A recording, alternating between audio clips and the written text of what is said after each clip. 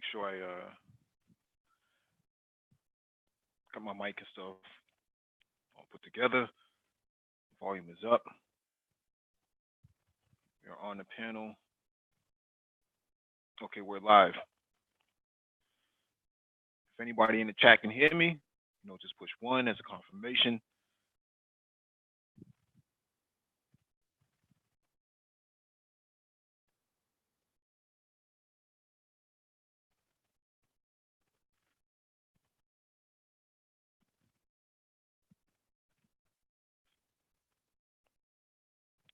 Show the chat. Okay, we got a confirmation from Reigning Woman. Thank you, Reigning Woman. Good evening to you. And welcome back to the Black Brain Trust. This is episode 300, our 300th episode on this channel. Please hit the like button as you come in, share the video if possible, and hit that notification bell so you get all the updates from the Black Brain Trust, including those that are posted on the community tab that you should check out on a daily, if not weekly basis, where we post new things.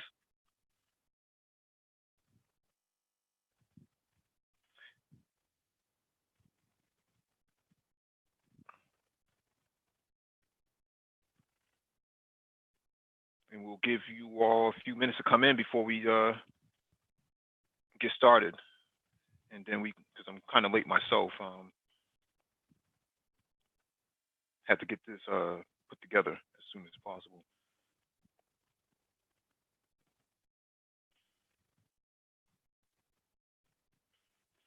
Let me share my screen.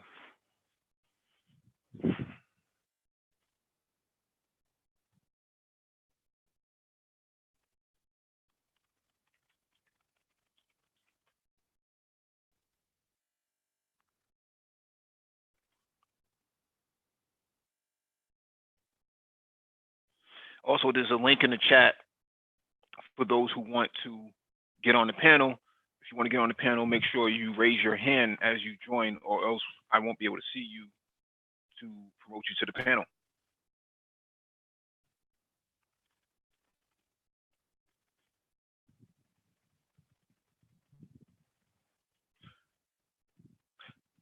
Thalia, good evening to you.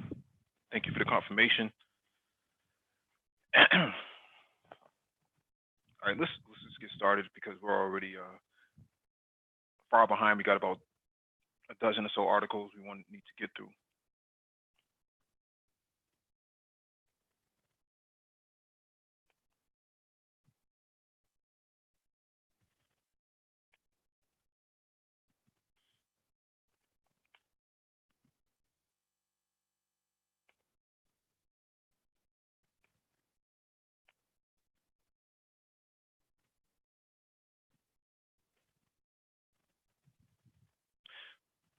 All right, let's get started, man. All right, first article on the docket is from Al Jazeera. Israel, Hezbollah exchange fire at Lebanon border. Israel and Hezbollah have exchanged fire along the Lebanese border after a week of rising tensions. Israel's military said it fired into southern Lebanon on Sunday after a number of anti-tank missiles fired by Hezbollah targeted its army base and vehicles near the border. Hezbollah was responding to an earlier drone attack by Israel. The missiles hit several targets in Israel's border town of Avivim on Sunday, the Israeli army said, adding it responded by shelling 100 targets inside Lebanon. According to Hezbollah, the missiles launched from Lebanon destroyed a tank, killing and wounding those inside it. Israel, however, said the attack did not lead to any casualties on its side. In its statement, the Israeli army said a number of anti-tank missiles were fired from Lebanon towards an Israeli Defense Forces base and military vehicles. A number of hits have been confirmed, the Israeli army added. The Israeli shelling following the missile strike has since died down, with the Israeli military saying the latest round of fighting with Hezbollah appears to be over. Jonathan Karikis, a military spokesperson, told reporters Later on Sunday, that Hezbollah missiles caused damage on the base and struck a military ambulance. Conricus said the tactical events appear to have ended, adding that deeper strategic threats posed by Hezbollah remain. The Lebanese army said Israel fired at least 40 shells toward the border towns of Yaroum and Maroun al-Ras after the missile attack. Israeli media also reported at least one air raid took place. Following Sunday's cross-border fire, Lebanese Prime Minister Said Hariri said he called U.S. Secretary of State Mike Pompeo and France's top diplomat to discuss the events to prevent the situation from escalating into a full-fledged war. Hariri's office said he made the calls asking the United States and France to intervene in the face of the developments at the southern border, Reuters news agency reported. In a statement sent to Al Jazeera, the United Nations UNIFIL mission, which is present in the border region between the two countries, called the restraint from both sides. The head of the mission is in close contact with the parties, urging maximum restraint and asking to cease any activities that are endangering the cessation of hostilities, UNIFIL told Al Jazeera. Al Jazeera's Zina Kota, reporting from the Lebanese capital of Beirut, said people were bracing for a response like this from Hezbollah. It is blaming Israel for killing two of its members inside Syria, and it is blaming Israel for what it says were two armed drones inside the southern suburbs of Beirut, she said. This is the first time Hezbollah is claiming an attack inside Israel since the 2006 war between Hezbollah and Israel. This is a map of the this is a map of Lebanon and Palestine. For those of you who don't understand, Palestine is occupied by Israel, and the orange and green spaces are what divide the occupied versus the unoccupied spaces. Gaza is an unoccupied space, and so is the West Bank, but it's controlled by the occupation forces, which is called Israel. And what you see here is a Lebanon border between the occupied space between the Lebanese state and the occupied state of Palestine, which is Israel. And what happened here was that the fighting started from here at the border in Avim and went into the occupied state of Israel, of Palestine, which is Israel. Al Jazeera, Harry Fawcett, reporting from northern Israel, said Israel had been preparing for retaliation by Hezbollah since last Sunday, when Hezbollah leader Hassan Nasrallah said in a televised speech that Israel must pay a price and that the need for a response is decided. I think Israel has been ready when Nasrallah made his speech last Sunday, when he said that Israel had breached the terms of the rules of engagement that had been in effect since the end of the last conflict in 2006, Fawcett said. The latest incidents also come after the Lebanese army claimed an Israeli drone violated its airspace and dropped incendiary material, sparking a fire in a pine forest near the border. Lebanese state news agency NNA said Israeli forces fired flare bombs on Saturday. A statement by the Israeli army only said the fires near the border originate with operations by our forces in the area. So I didn't want to read the rest of it because it's not really relevant, but a few things, backstory, because it's important that people understand what we're talking about here. Israel and the Lebanese resistance force Hezbollah got into a conflict in 2006, and Israel thought that they had an easy victory going into Lebanon, in southern Lebanon, because they had they're considered to have the strongest military in the Middle East, and the fourth or fifth strongest military in the world. That was tested back in 2006 when you had paramilitary of Hezbollah take them on toe to toe and head to head.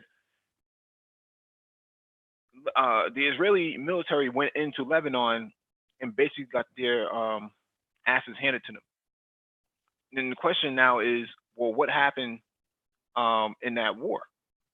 Well, Israel sent their tanks in, they sent their jets in, and they sent their navy in there to try to crush the backs of the resistance force, which is Hezbollah, and they failed to do so.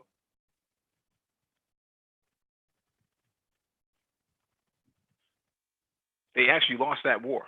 It was the first time that Israel has ever lost a war. Hezbollah forced Israel into a ceasefire, and Condoleezza Rice was the broker behind that at the time. Condoleezza Rice was Secretary of State for the United States government. So now Israel is looking and itching to get back into a conflict with Hezbollah in the Lebanese state, because the necessity to get into a conflict with them from Netanyahu's standpoint is political. He needs to shore up the base, the base of his voters, his demographic, to ensure that he is hard on the enemies of the occupied state, which is Israel. And his idea is to go in there and bomb Lebanon and prove a point that he can go in there and he can't be touched, and he's really the right man for the job in terms of leading Israel. And the reality is he's actually weak, because you're attacking a paramilitary, but you're not attacking a full-on military. It's easy to shoot down or drop a bomb on resistance fighters on the ground when they don't have equally matched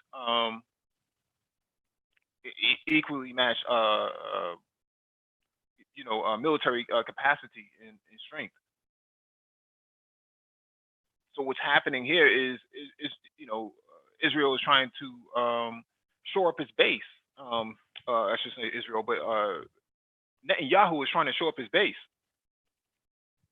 So now he's trying to shore up his base. He's really going to get himself into something that he can't get himself out of, which is what happened in 2006 when Israel just marched its tanks into Lebanon and got their tanks destroyed going into there. Basically, Hezbollah has the military capacity and the fortitude to actually take on another military. They have a lot of experience fighting in Syria against the terrorists that were trying to bring down the Syrian government, and they've been there since 2013. And they only recently got out of Syria back in 2018. So their mission was complete. So they've had 3, 4, 5 years of experience of special force operations inside Syria. So they're well trained and well experienced in sort of ground land warfare conflict. Israel needs water, and the water resources are in southern Lebanon. So there's a desire to go in there and just take the water from the Lebanese.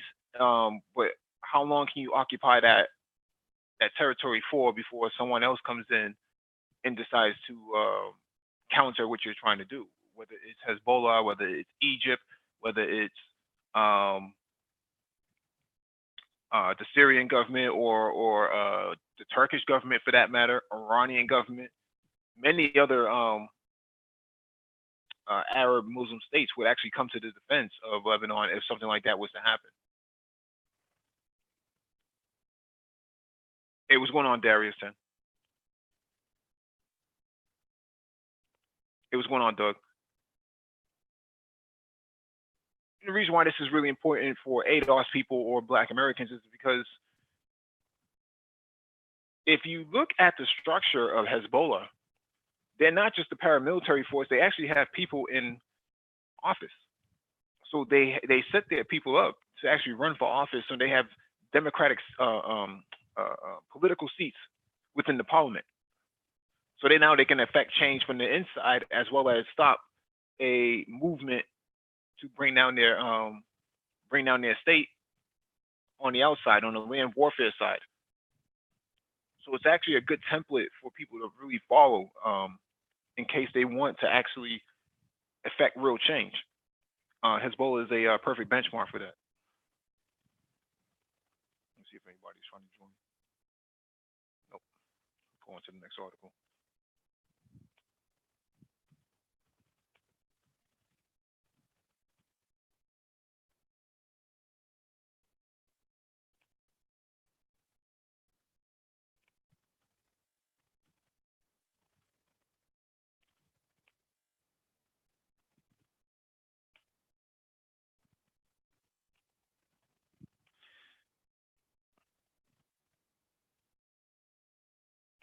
All right, this one is from the Atlantic.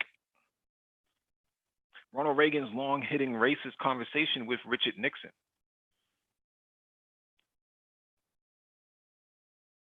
The day after the United Nations voted to recognize the People's Republic of China, then California Governor Ronald Reagan phoned President Richard Nixon at the White House and vented his frustration at the delegates who had sided against the United States. Last night, I tell you to watch that thing on television as I did, Reagan said. Yeah, Nixon interjected.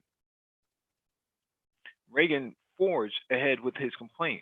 To see those monkeys from those African countries, damn them. They are still uncomfortable wearing shoes. Nixon gave a huge laugh. The past month has brought presidential racism back into the headlines. This October 1971 exchange between current and future presidents is a reminder that other presidents have subscribed to the racist beliefs that Africans or African Americans are somehow inferior. The most novel aspect of President Donald Trump's racist jibes isn't that he said them, but that he said them in public. The exchange was taped by Nixon and then later became the responsibility of Nixon Presidential Library, which I directed from 2007 to 2011.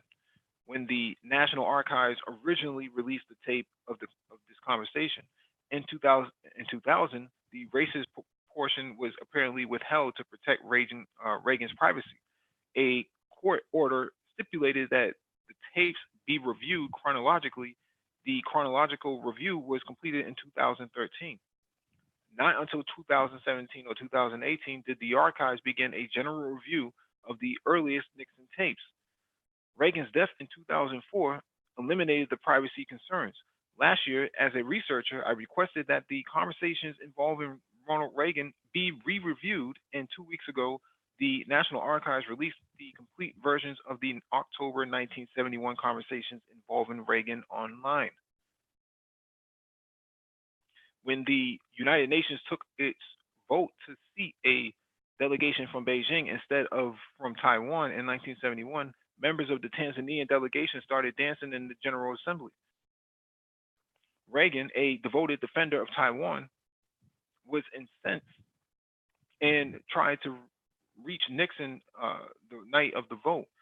Reagan despised the United Nations, which he described as a kangaroo court filled with bums, and he wanted the U.S. to withdraw from full participation immediately. Nixon was asleep when Reagan called, so they spoke the next morning. Reagan's slur touched an already raw nerve.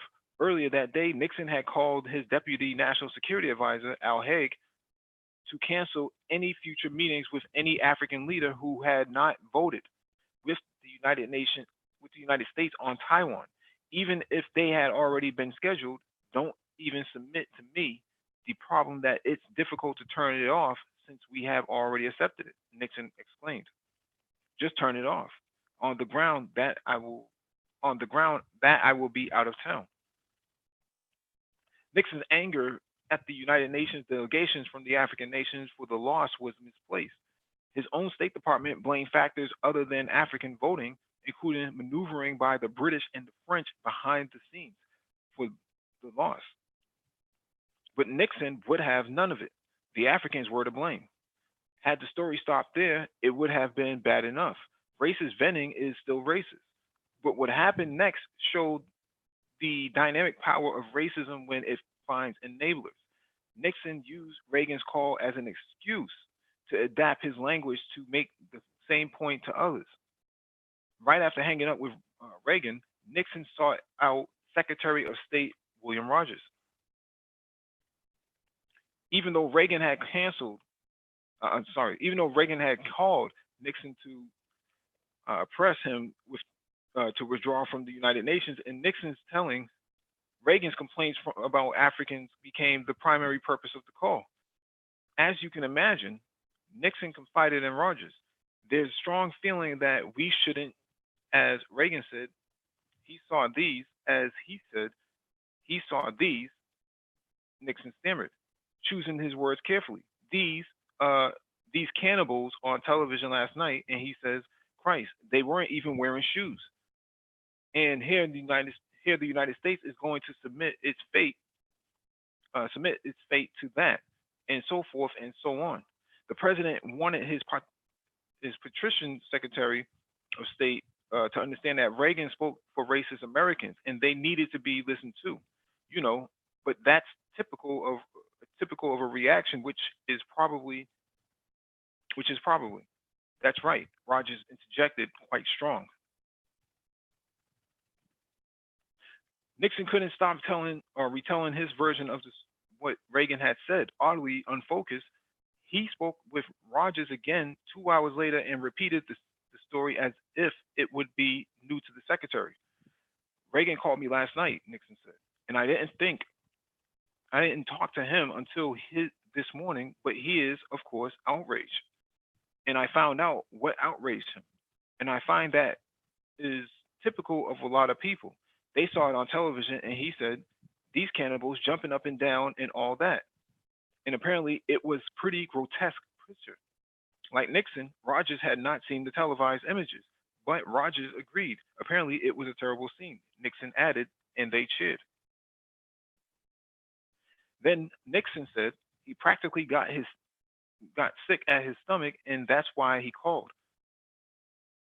And he said it was a terrible scene, and that sort of thing will have an emotional effect on people.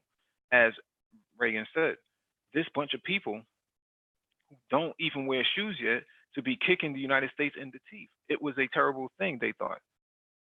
Nixon didn't think of himself as a racist. Perhaps that's why it was so important to him to keep quoting Reagan's racism rather than own the sentiment himself. But Reagan's comment about African leaders resonated with Nixon because it reflected his warped thinking about African Americans.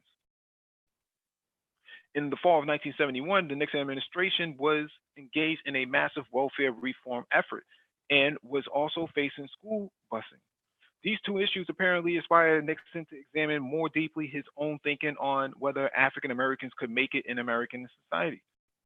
Only 3 weeks before the call with Reagan, Nixon had revealed his opinions on Africans and African Americans in a conversation with the Harvard professor Daniel Patrick Moynihan, who had briefly served in the Nixon administration. Nixon was attracted to the theories of Richard Herrnstein and Arthur Jensen, which linked IQ to race, and wondered what Moynihan thought.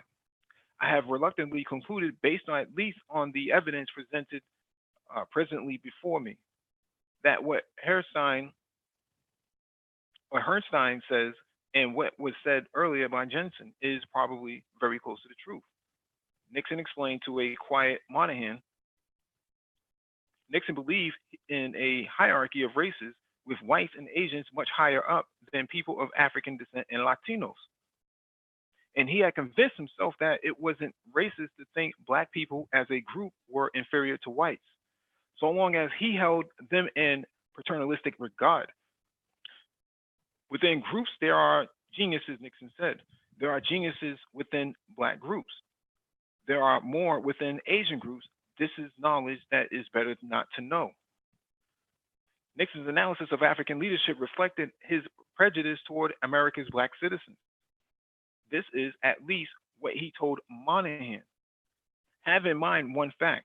Did you realize there is not, of the 40 or 45 you're at the United Nations, Black countries that are represented there? Not one has a president or prime minister who is there as a result of a contested election such as we were aspiring or assisting upon in Vietnam. And he continued a little later in the conversation, I'm not saying that blacks cannot govern. I am saying they have a hell of a time now. That must demonstrate something. 50 years later, the one fact that we should have in mind is that our nation's chief executive assumed that the non-white citizens of the United States were somehow inferior. Nixon confided in Moynihan, who had been who'd been one of his House intellectuals, about the nature of his interest in research on African American intelligence. The reason I have to know, the reason I have to know it is that as I go for programs, I must know they have basic weaknesses. Interesting. As these and other tapes make clear, the 37th president of the United States was a racist. He believed in treating people according to their race, and that race implied fundamental differences in individual human beings. Nixon's racism matters to us because he allowed his views on race to shape U.S. policies, both foreign and domestic. His policies need to be viewed through that lens. The 40th president has not left as dramatic a record of his private thoughts. Reagan's racism appears to be documented only once on the Nixon tapes and never in his own diaries. His comment on African leaders, however, sheds new light on what lay behind the governor's passionate defense of the apartheid states of Rhodesia and South Africa later in the 1970s. During his 1976 primary challenge run against Gerald Ford, Reagan publicly opposed the Ford administration's rejection of white minority rule in Rhodesia. We seem to be embarking on a policy of dictating to the people of Southern Africa and running the risk of increased violence and bloodshed, Reagan said at a rally in Texas. These new tapes are a stark reminder of the racism that often lay behind the public rhetoric of American presidents. As I write a biography of JFK, I found that this sort of racism did not animate President Kennedy. Indeed, early on, he took political risk to help African leaders, most notably Gamal Abdel Nasser and Kwame Nkrumah, but his reluctance to do more sooner for African Americans cannot be separated from the paternalism he brought to the Oval Office, or the prejudice held by parts of his Boston Inner Circle. Kennedy at least learned on the job that securing civil rights for all was a moral imperative. Donald Trump, on the other hand, is a symptom of a sickness that dwells in American society, sometimes deeply and weakly, sometimes on the surface and feverishly. He bears responsibility for his own actions, but the tropes, the turns of phase, the clumsy indirection, and worse, the gunk about American society that he and his most devoted followers pass off as ideas have an ugly tradition. It is not at the core of the American tradition. For what makes us mighty and successful is what we are much more than the narrowest of our minds. But it remains an eluctable part of American culture nonetheless. Nixon never changed his mind about the supposed inherent inferiority of Africans. At the end of October 1971, he discussed the United Nations vote with the best friend, Baby Rebozo. Baby delighted Nixon by echoing Reagan. The reaction on television was, "It proves how they ought to be still hanging from the trees by their tails." Nixon laughed. Wow. These days, though Trump's imagery is less zoological, it is pretty much the same in spirit. And the president, unlike Nixon, doesn't believe he needs to hide behind anyone else's racism. Amazing.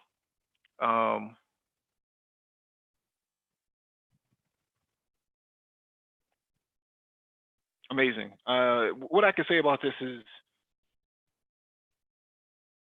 there is definitely a deep-seated issue in how they engage Black people as a whole. And because Black people are not organized politically, they don't have a direct response to policies that are being created on the ground or behind the scenes, which is why organization is so important. Political organization is so important, which leads to economic um, organization, which then allows them to fuel a machine that can actually respond to uh, policies tailored to actually hurt people. I mean, literally, this dude created policies to hurt people. Not just him, but Lyndon Baines Johnson as well. So you see back-to-back presidents going in um, on policies that affect just Black people as a whole. I mean, well, you can still throw Latinos in there too, and that's why you get this sort of Black and brown coalition, because the policies that affected Black people actually affected them too, and this sort of um, secret relationship or admiring of Asians, right? This sort of idea that Asians are, that the social hierarchy is white, Asian, Latino, and then Black, right? Brown people come before Black people for whatever reason.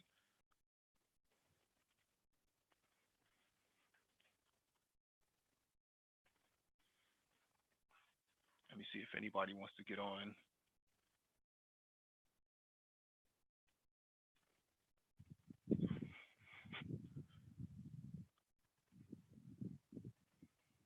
Yeah, hit the like button if you're not gonna participate in the chat.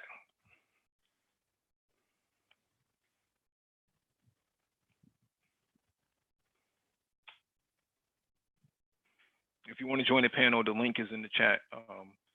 Feel free to join. But yeah, this article opens up a lot of revelation. I don't see anybody else in the manosphere really talking about this, but the need for political organization is a high priority at this point. All of the policies are geared towards Black people, all of them. Anybody who tries to tell you otherwise is a fool after reading this article. The tapes are there. The requests for the tapes have been made.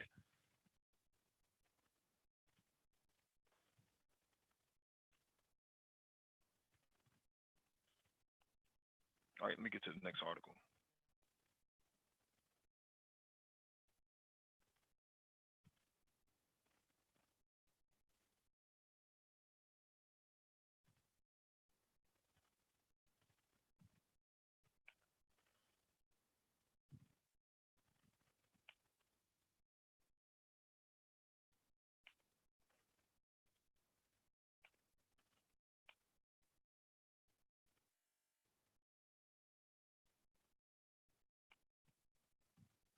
All right, this one is from ArmyRecognition.com. Turkey uses laser weapon technology to shoot down Chinese UAV Wing Lung 2 in Libya. This is a picture of the drone that was shot down with a laser. First time it's ever been done. Really important news often goes unnoticed. They occur, no one notices them, but the events mentioned in this news often have consequences that later, having developed to a large scale, makes observers gasp. And it's good if only out of surprise. On August 4th, 2019, one of these events occurred. Mentioned in such news, but not noticed by anyone, for the first time, a combat vehicle armed with a combat laser, destroyed another combat vehicle on the battlefield in a real war, on a real battlefield, and no one noticed. Turkey is not sufficiently recognized in the ranks of the country's innovators in military affairs, but it seems that they will be able to surprise the population of the planet in this century. The Turks took a powerful start as a industrial force, and any participant in the military tenders in the Islamic world knows what strength they have already gained.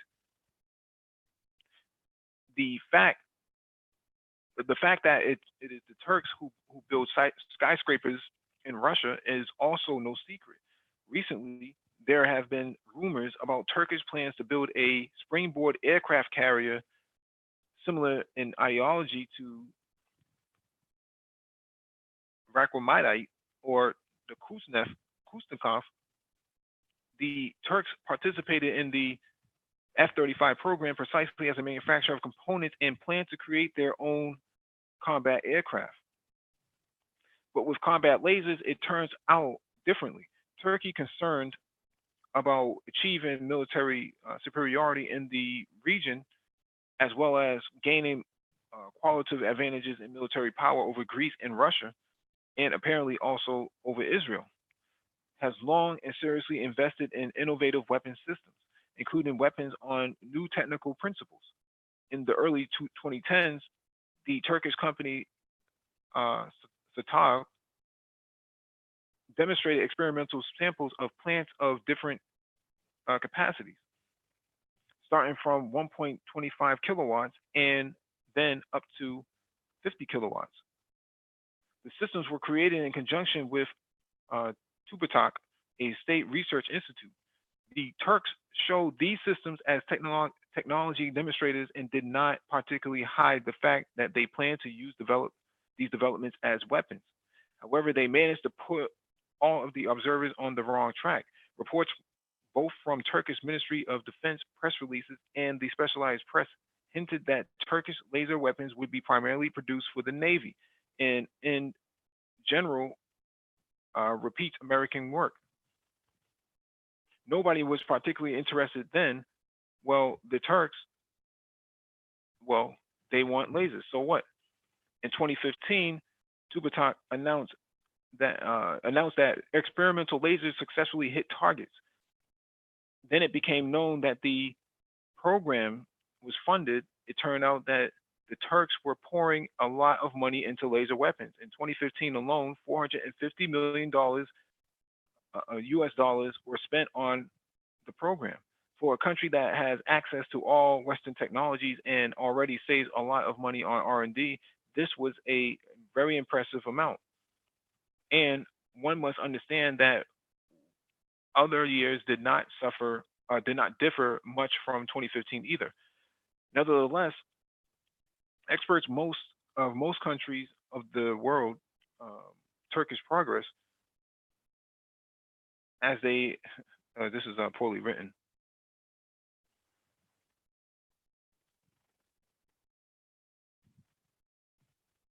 In the same year, it became known that the Azalon Holding, the largest Turkish military industrial corporation, took the Turkish laser weapons program under the wing.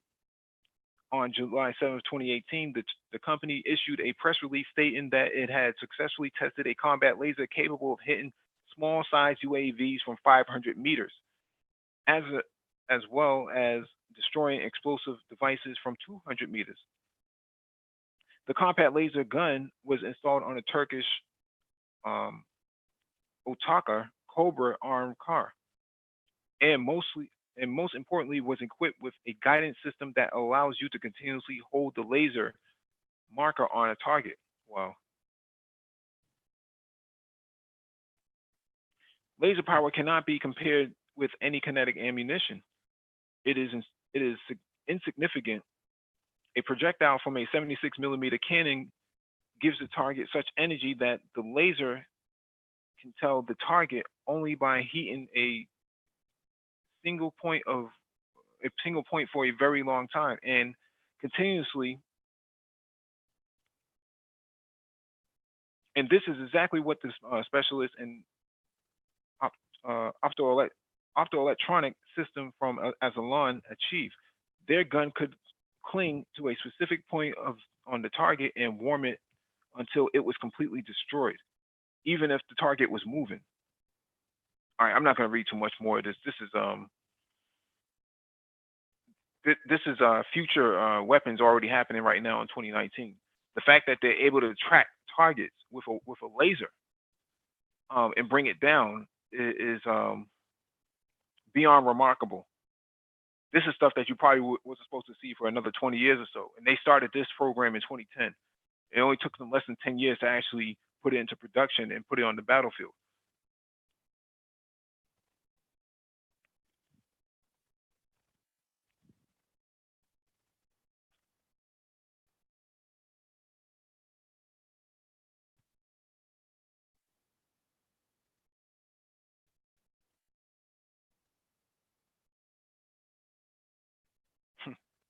Ray Alexander, is the Black Brain Trust stretching far beyond its sphere of influence by discussing communist China and Hong Kong rather than focus on getting more Black American men into STEM? We did that on Space and Technology and Black Tech Talk last week and this week.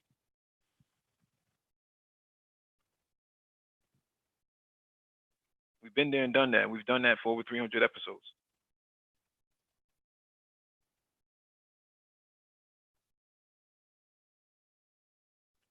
Yeah, but laser weapons on they can track targets is beyond even. I don't even think the U.S. Navy is doing that right now. At least they haven't spoken about it. They're using this right now on the battlefield. That's really scary stuff because now you're gonna have to go through the Geneva Convention and actually put that on a list of weapons that should be banned of being used against humans. Because what's to say that they wouldn't use that against a human being, especially if they can get it small enough to fit on top of a car. What's to say that they're not going to use that against a invading force?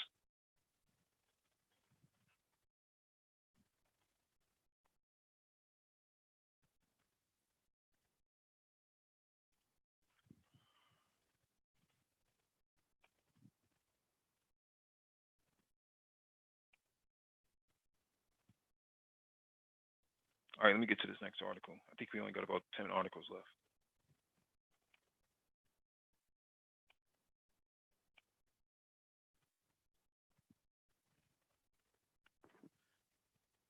All right, this one is from NBCNews.com.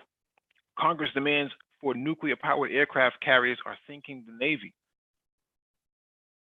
A law mandating 12 supercarriers is too big a cost burden, while strategists worry that they are increasingly vulnerable to Russia and China. If there's one thing that brings American politicians together in a time of stark political divisions, it's love for the U.S. Navy's fleet of gigantic nuclear-powered aircraft carriers. When the Navy revealed plans in February to retire the supercarrier USS Harry S. Truman instead of paying for a $4 billion midlife overhaul and nuclear refueling, bipartisan howls of outrage echoed across Capitol Hill, particularly from politicians in Virginia, where the carrier's sole manufacturer resides. 2 months later, the proposed plan, rather than the carrier, was scrapped by an ostensible presidential fiat. That decision allowed the Truman to sail another day, but it leaves in place the bigger issue that a 2006 law mandating 2012 operational supercarriers is too big a burden for the Navy and arguably no longer makes sense. Indeed, a growing number of naval strategists worry that even as the cost of building and operating supercarriers continues to rise, they are growing increasingly vulnerable to advanced weapons proliferating across the globe, including Russian and Chinese systems specifically designed to target these huge vessels from hundreds of miles away.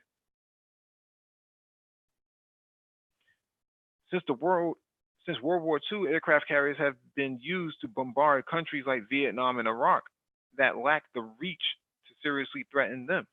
But today, sea-skimming cruise missiles developed by China and Russia and launched by trucks, warships, and aircraft can threaten carriers today from hundreds of miles away. And even inexpensive short-range submarines have repelled or have repeatedly sunk carriers in multinational exercises. Interesting. Worse, the major adversary these ships are intended to confront, China, has even more sophisticated attack options. In the last decade, China has deployed at least 2 types of ballistic missiles theoretically capable of attacking a carrier up to 2,000 miles away from its coastline, while the jets on the carrier can only hold enough internal fuel to strike targets 570 to 700 miles away. Because supercarriers are so expensive and require thousands of personnel, losing even one would be a major disaster, which means Navy planners might be reluctant to dispatch these vessels within range of China in the South China Sea. There's no doubt that supercarriers are unique icons of American military power and project U.S. dominance of the international seas. Large aircraft carriers emerged as the paramount naval warfare system during World War II. Their planes proven more flexible and far-reaching than the big guns on battleships. During the Cold War, American carriers gradually tripled in tonnage as they incorporated nuclear reactors and carried heavier and more powerful jets, becoming the supercarriers of today.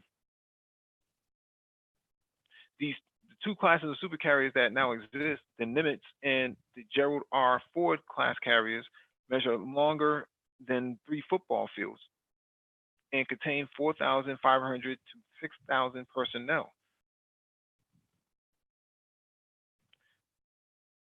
Their air wings will eventually comprise around 60 combat aircraft, including F-35C Lightning stealth jets, older twin-engine Super Hornet fighters, and Growler jets designed to jam enemy radars.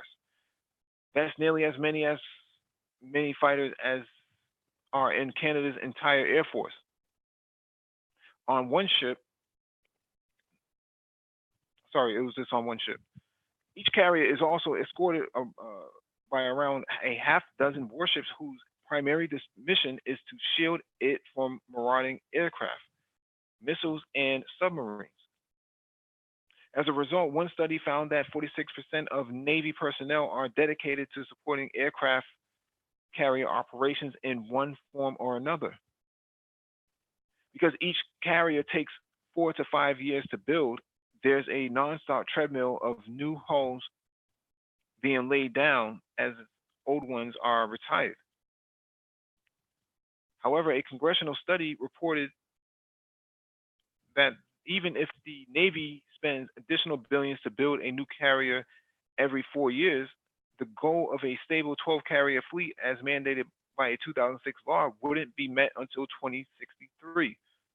The Ford-class carriers are designed to launch and recover aircraft 25% more quickly with fewer personnel than the Nimitz-class carrier it's set to replace.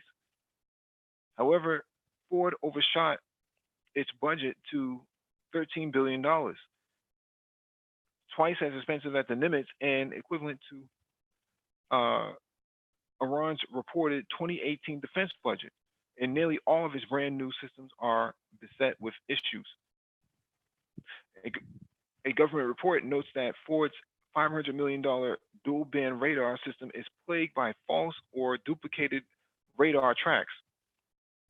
New gear designed to snag aircraft and coming in for landings has experienced operational failures over 200 times more frequently than the targeted reliability rate. Only 2 of its 11 magnet-powered weapons elevators are currently functional, while the ship incredibly lacks facilities to support the Navy's new F-35C stealth fighters. And the Ford had to return to port early during a dress rehearsal cruise due to a nuclear power turbines requiring unanticipated and sensitive overhauls.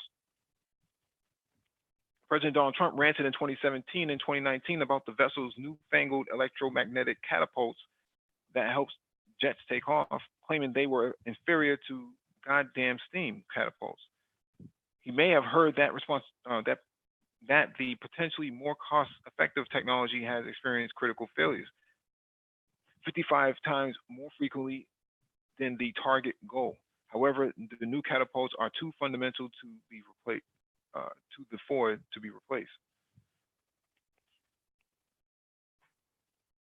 I'm not going to read this whole thing because the gist of this is that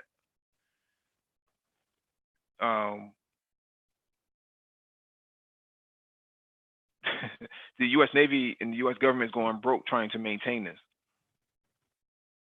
And judging by the feedback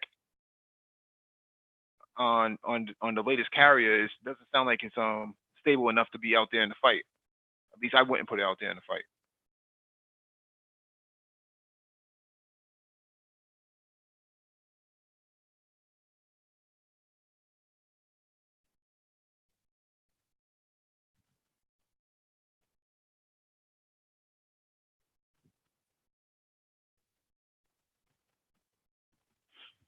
Yeah, so it's the article points out that cruise missiles and hypersonic missiles, supersonic missiles have the capability of knocking out a carrier from a very long distance, up to 2,000 miles. This is true. At one, when your adversaries don't have any sort of technical capabilities, then yeah, a carrier, is a projecting force on the waters. But what happens when your adversaries also have countermeasures such as supersonic and hypersonic weapons? You're pretty much screwed at that point because that carrier can only move so fast. And judging by what the article is stating, 2 out of the 11 elevators to lift your weapons in your aircraft up actually work. You have nuclear turbines failing. You have um, your electronic warfare systems are not even functioning correctly. In fact, they're giving out a lot of false positives.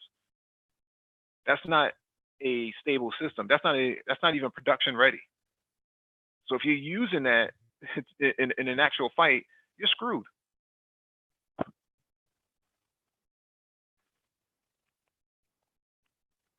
see if anybody's trying to get on. I don't know what's trying to get on, so finish going through this.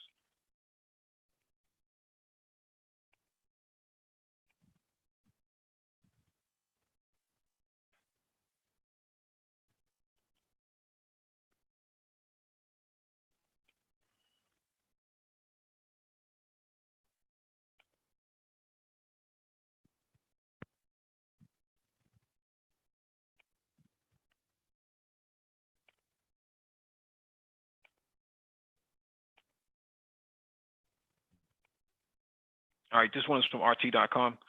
India begins sending Russia money for S-400s despite pressure from the United States.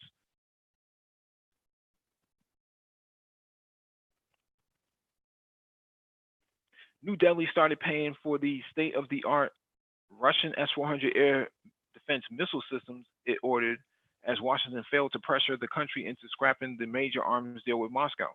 Moscow has received an advance payment for the weapon system. The spokesperson for the FSVTS, the government agency responsible for coordinating arms trade, confirmed on Thursday. Russia and India sealed the $5.4 billion deal in October after lengthy talks. Moscow is now due to ship 5 batteries of the S-400 by 2023. The contract is a headache for the United States, which has tried to pressure India into scrapping the sale. Officials in New Delhi, however, maintain that the S-400 is essential for national defense and have decided to stick with the purchase despite the risk of violating U.S. sanctions on Russia. Similarly, Washington tried to dissuade its NATO ally, Turkey, from buying S-400s from Moscow. Ankara also refused to budge, insisting it is free to choose the countries it purchased weapons from. Turkey began receiving components of the S-400s last month. India has also ordered 21 new MiG-29 jet fighters from Russia and on Wednesday signed an agreement to upgrade the MiGs it already has. This is interesting because if you take into consideration the proximity of all of these surface-to-air missile systems, SAMs, they pretty much can shoot down any sort of Western fighter jet that the West has to offer. So for all intents and purposes, Turkey has them to defend themselves against what would be an aerial bombardment that they didn't have any defense against. Same thing for India.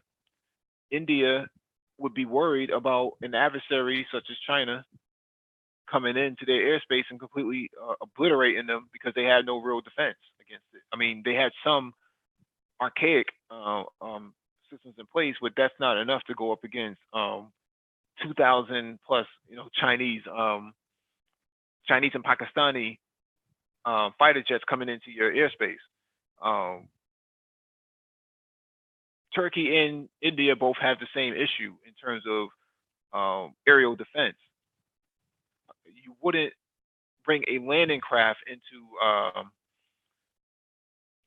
into Turkey's waters because the reefs are so shallow around Turkey itself. You wouldn't be able to land in any sort of craft on there to begin with. So you would have to run the ribs, which are basically inflatable crafts, to get onto Turkey's shores. So that Turkey is pretty much insulated by their own environmental challenges.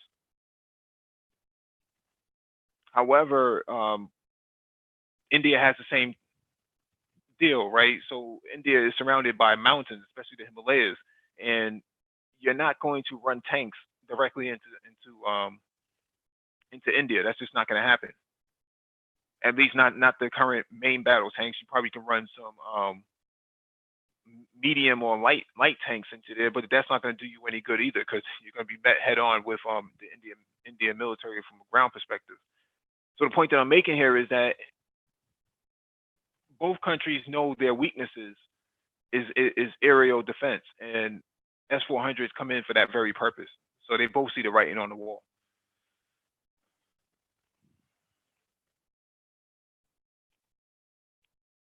All right, let me share my screen and get to the next article.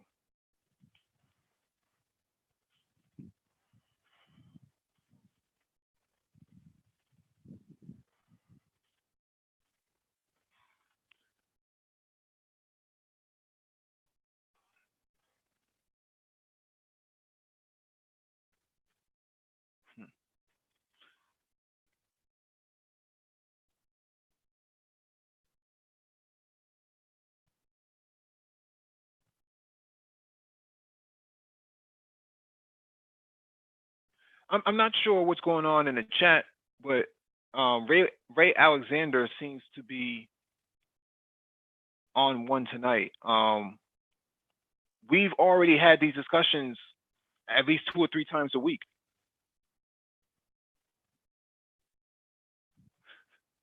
What more do you want, from us? I mean, we have 6 shows in 1 week, and 3 or 4 of them focused on STEM. I'm not sure what the deal is.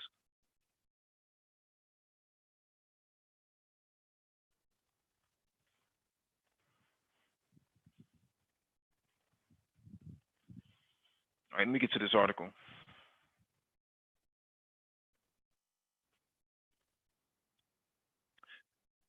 All right, this one is from CNBC.com. China sends fresh troops into Hong Kong as military pledges to protect national sovereignty. China has sent a fresh batch of troops into Hong Kong on Thursday, and its military issued a statement saying its Hong Kong garrison will resolutely follow the central government's instructions.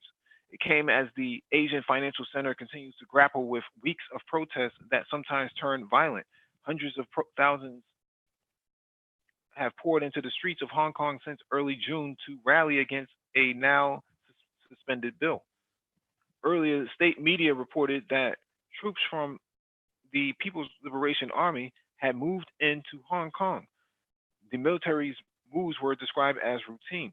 On Thursday morning, the PLA's overseas public relations arm issued a statement that said the Hong Kong garrison will resolutely follow the instructions of the central government and the Central Military Commission,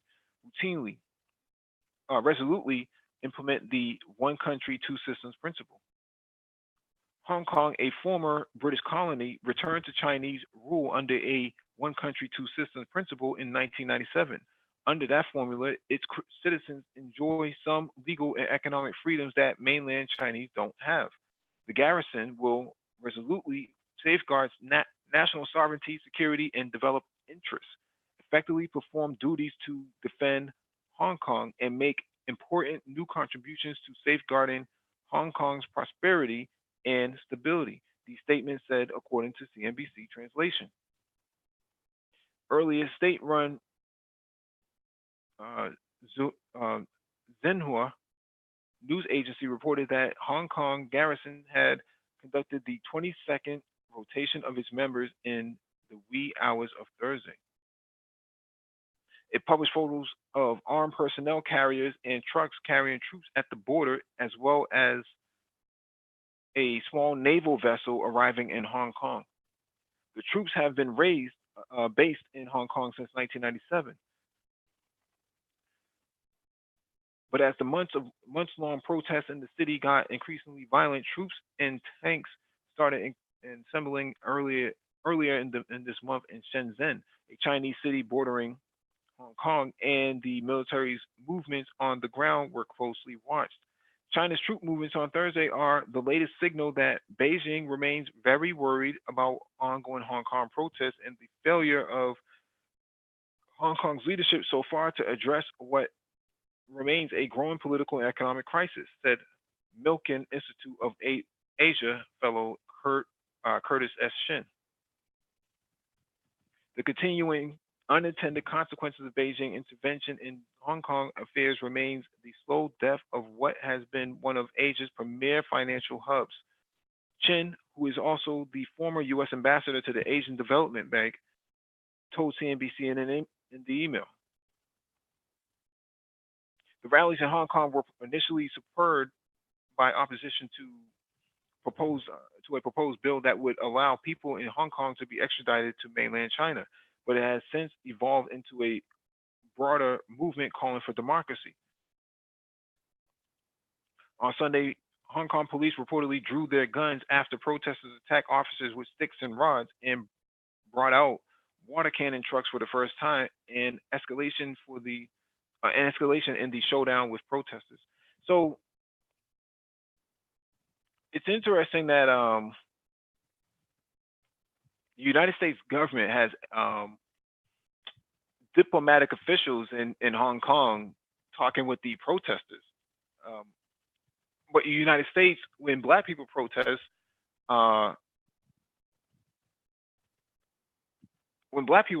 there's no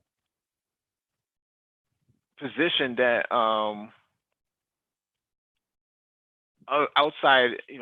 outside nation states actually engage in. It's not like you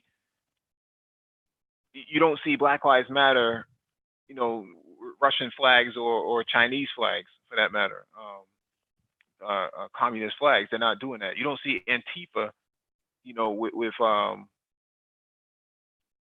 with foreign flags, and demanding democracy in the United States. You don't see that. And why would Hong Kong protesters raise up a British flag? It's very interesting.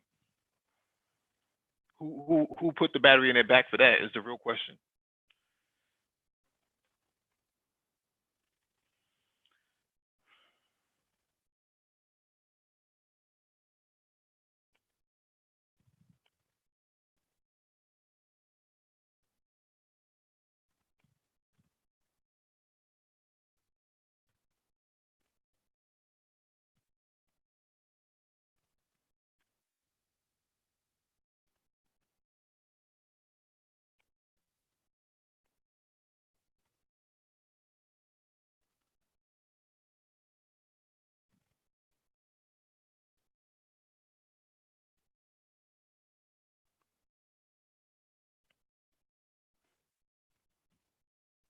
All right, let me get to this next article. I only have so much time left.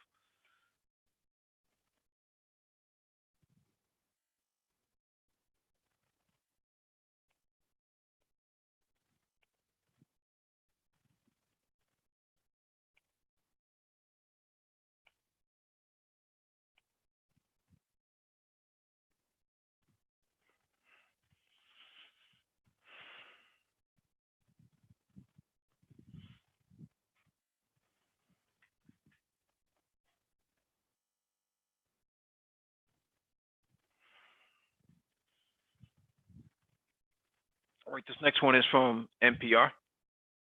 Amid tensions, Beijing denies U.S. Navy request to call at Chinese port.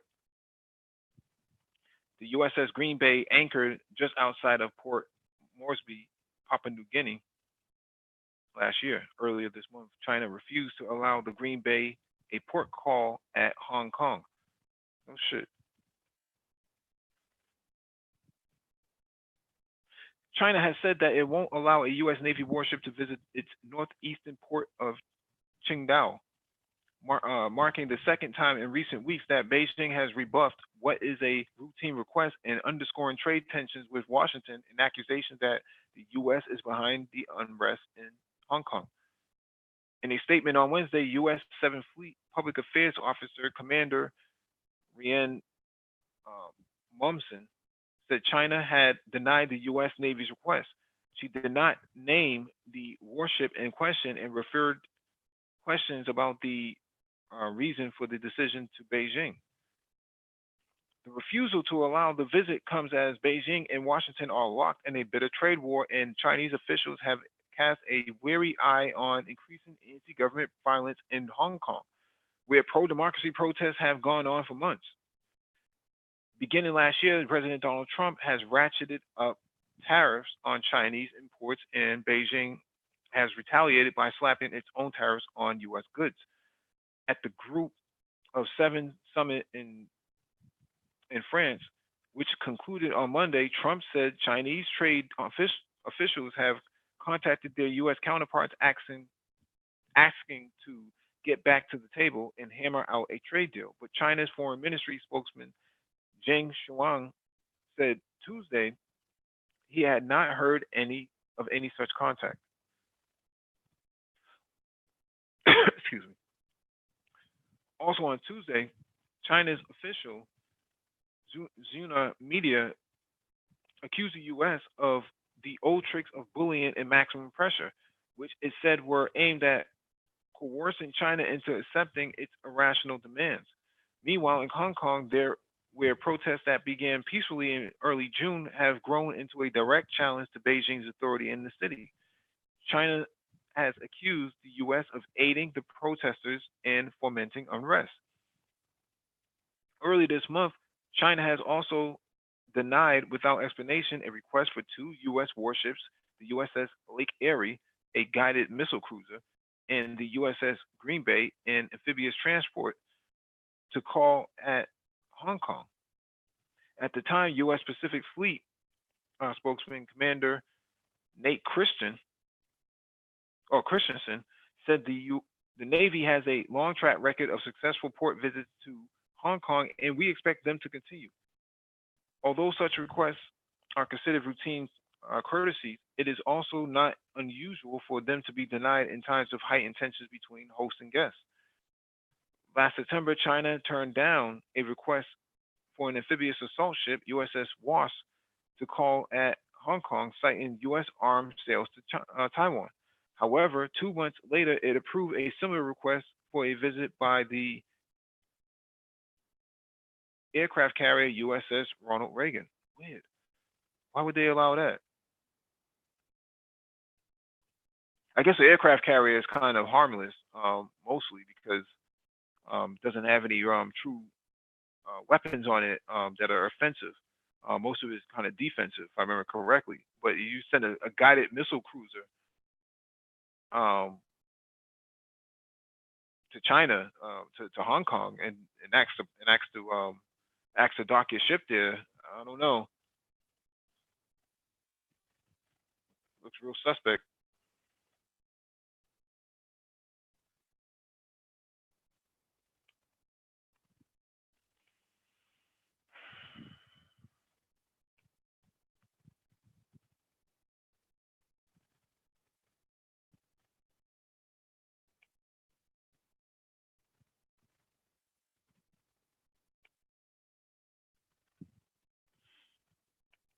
All right, let me get to the next article. Hey, what's going on, Complex? Good evening, Mike. How you doing, brother? I'm chilling, man. You? Doing well, man. You know, another long day, man. Just got out, so just chilling outside with my daughter, man. Just wanted to get in on the discussion here. Yeah, well, you're in IT now, so get used to it. I know. I got now. I got to start making sure, man. My ass is around for the tech talks. Oh yeah, yeah, Yeah, yeah. No, we'll have a tech talk on Saturday. So Saturday. But dude, we're at the track again Saturday. What time? this will probably happen like around 9 o'clock Eastern Standard Time. So 6 o'clock. Man, I'll be out the track. I want to do some I want to do some live broadcasting from the track, dude, on the channel. Just side note. Hmm. Oh Go well, ahead. no, I was just gonna say we shouldn't probably we probably shouldn't do that. I mean, there's people in the chat who want us to focus more on STEM, for Black boys. What? Really? Yeah. Okay. I thought we were focusing pretty fucking hardcore, but I guess there's always room for improvement, huh? Hmm. I mean, we've had literally just Google Black Brain Trust Space and Technology, and you'll probably get a playlist about, I don't know, 40 podcasts deep, and that's Yeah. just the space and technology portion. Like, let's not get into the other aspects of STEM and how much we deep dived into those subjects. Somebody Well, must be new here. I don't know if they're new. I've seen that name before, but I can't put a finger on as to where I saw the name before. But um, you know, everyone wants to lecture us on what we should be doing, but how come no one goes to the to the farmland trap house where goats are chewing their cud, Were chewing they their cud, grazing? yeah, grazing on Cuban chocha, but they don't have anything to say to them. They always come here and try to run dictator against us. Hey, information Yeah, man, what's going on, brother? Peace. it's very interesting. Hmm. All right, let me get to this next one. This one is from the Jamaican Observer. Vessel arrives to ease gas shortage in Haiti. Port-au-Prince, Haiti. A vessel carrying more than 250,000 barrels of oil arrived here on Sunday, easing the plight of Haitians who have been experiencing a shortage of petroleum products here in recent weeks. Director General of the Office of Monetization of Development Assistance Programs, Philzamin Ignace Saint Fleur, confirmed the arrival of the cargo of 258,000 barrels of oil, including kerosene, diesel, and gasoline. Several gas stations in the capital have been closed for over the past few weeks because of the lack of fuel in St. Fleur.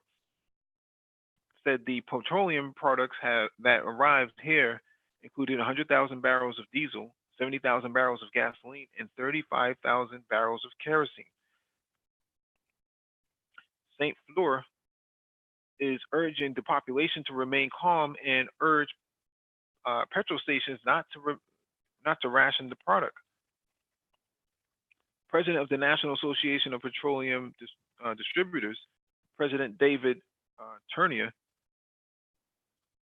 had confirmed there is indeed a scarcity of petroleum products on the local market. Several gas station owners said the shortage was due to the fact that they are owed more than 5 million uh, gourd, which is about 10 cents per one gourd. But last last week, the government reimbursed companies just about 30% of the debt. The oil companies have also warned that in order to avoid a break in supply at the pump, rationing would be maintained until the arrival of new fuel ships. Because of the scarcity, the price of a gallon of gasoline, which normally sells for 224 gourds, is being sold on the black market in certain zones up to 500 gourds per gallon. I wonder where this ship got its fuel from, its energy from, because Venezuela used to send gas to used to send gas to I shouldn't say gas. They used to send oil to Venezuela, to Haiti for dirt cheap. I think like less than 25 cents on the barrel, and they were sending hundreds of thousands of barrels. I think like they were getting what 80 to 90,000 barrels of oil to Haiti, if I remember correctly, is somewhere around that mark. And because of that, they did it out of a foreign policy that was to subsidize energy for cheap to nations who struggle against oppression. And it just so happens that Haiti is only a few hours away, flight wise and ship wise, from Venezuela. So it makes a lot of sense, you know, and it was actually a very good foreign policy under Chavez. They also used, you know, just as an FYI, they also utilize the same foreign policy to subsidize energy to poor black people in the United States and New York in the freezing winter months so that they would not freeze to death in their cold New York apartments and houses.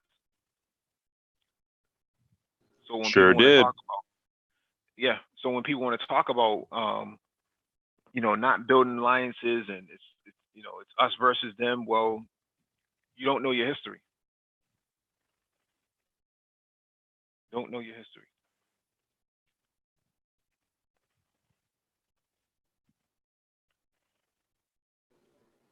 All right, let me get this. I want to say that there was also a time when perhaps it was Cuba or it was somebody who tried to send some doctors here, and the U.S. It was turned them away.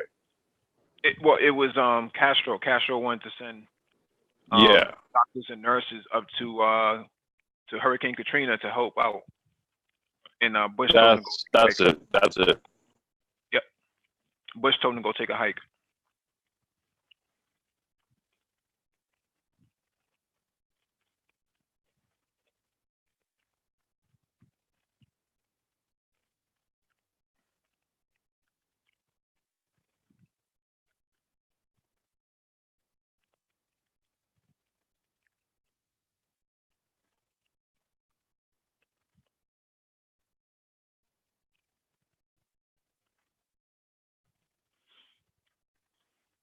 All right, let me get to this next one.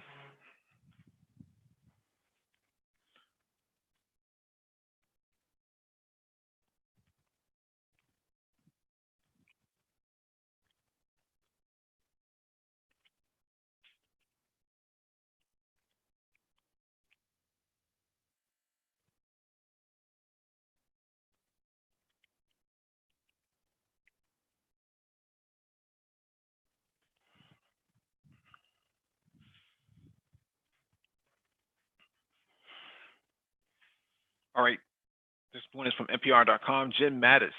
Nations with allies thrive. Nations without allies wither. When former Defense Secretary Jim Mattis is asked about his relationship with President Trump, he has an answer already. I don't discuss sitting presidents, Mattis tells NPR in an interview. I believe that you owe a period of quiet. But Mattis is expansive on what he describes as misaligned U.S. strategy in the wars in Afghanistan, Iraq, and Syria. The shift in policies and goals of successive administrations have contributed to the long, frustrating, and conflicts in the region, says Mattis, who is speaking out with the release of his book, Call Sign Chaos, Learning to Lead. Sometimes we've gone in in order to stop terrorist attacks on America. And then we've shifted to we're going to bring democracy and more or less impose democracy on certain countries that may or may not have all of the underpinnings necessary to be successful, he says. Mattis spent 4 decades in the Marines. He served as a commander in Afghanistan shortly after the Al Qaeda attacks in 2001. He was the head of Central Command overseeing the U.S. wars in Afghanistan and Iraq under President Obama. And he served as Defense Secretary for nearly 2 years under President Trump before resigning at the end of last year.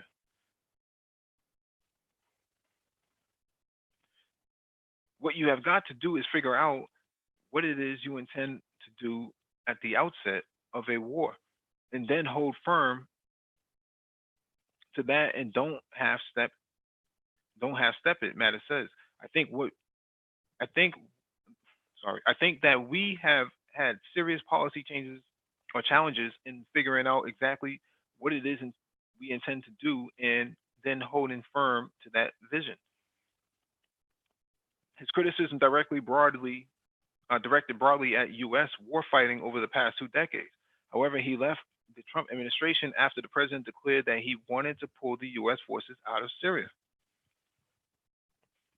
Those U.S. troops helped drive the Islamic State out of the territory it once held. But Mattis and other military leaders have indicated they would like to keep at least a small force in Syria, which remains this case so far.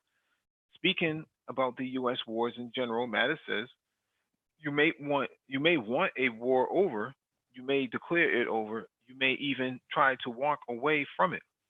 But the bottom line is the enemy gets a vote, as we say in the military.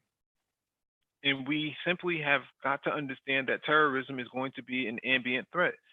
We're going to have work.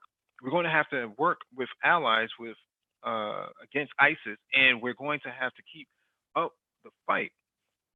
I'd like to have a more positive message, but the fact is that's a reality we're going to face for our time. Mattis also stressed the need for the U.S. to work closely with allies. Throughout history, we see nations with allies thrive and nations without allies wither, he says. Mattis notes that when he was sent to Afghanistan in 2001, American forces were joined by those from 8 allied nations. They were alongside us because they shared the values, the sense that terrorism was a threat to everyone, Mattis says.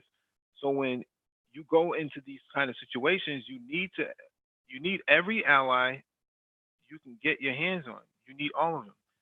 You need their votes in the United Nations. You need their troops on the ground. Trump has often criticized U.S. allies and NATO in particular, saying that those countries are relying too heavily on the U.S. for their security. Mattis says that when he was a senior military commander, I didn't expect to be obeyed, but I expect to be heard. I think we have gotten into a position where our policies and our strategies have been misaligned to the problems. And part of the reason is we don't have a sufficiently strategic approach. He says his remarks are not a criticism of any one policy or any one leader, adding, I bear no rancor. The former defense secretary says he began writing the book with co-author Bing West in 2013, shortly after retiring from the Marines. Much of the book describes leadership lessons Mattis learned in the Marines and hopes to pass on. The manuscript was almost finished when Trump asked Mattis to become defense secretary, and the book includes relatively little about his time in administration. However, it does have the resignation letter Mattis delivered to Trump on December 20th of last year. It reads in part, because you have the right to have a Secretary of Defense whose views are better aligned with yours on these and other subjects. I believe it is the right for me to step down. The breaking point was Trump's call to pull out of Syria, but it followed other policy disagreements, many of which appeared to be around the treatment of U.S. allies.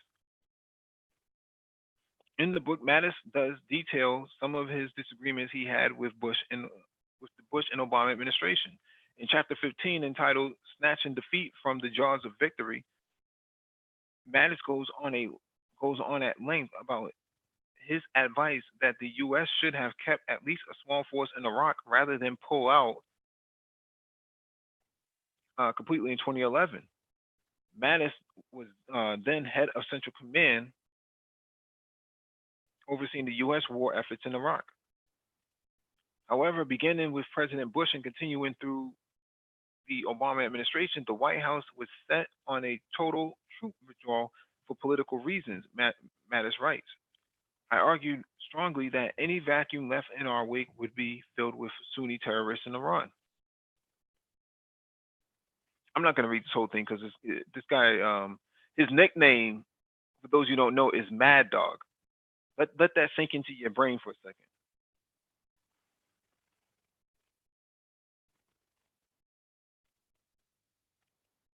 I always find it interesting when any one of these cabinet members talk about pulling out of Iraq and Afghanistan and Syria and how um, the value of troop presence in these countries that have literally never attacked them. Syria has never attacked the United States. Iraq has never attacked the United States. Afghanistan has never attacked the United States. They've been accused, but there's been no evidence. What I'm getting at here is that what would happen if if the shoe was on the other foot? What would happen if the Nigerian government and the South African government and ECOWAS, for that matter, all of your West African governments decided that they were going to send troops into states below the Mason-Dixon line because of the mistreatment and maltreatment of Black and brown people by white nationalists and far-right members? How would the United States respond to something like that? How would the United States citizens respond to something like that? That melanated people from the continent were showing up with Kalashnikovs and fatigues, and they were going to take up posts in Georgia, in Alabama, in Virginia, West Virginia, and they weren't leaving until the job was finished because they can't leave because the United States is a majority white country, and therefore the justification is that you can't pull your troops out because it will leave a power vacuum for the bad guys. How would the United States respond to something like that?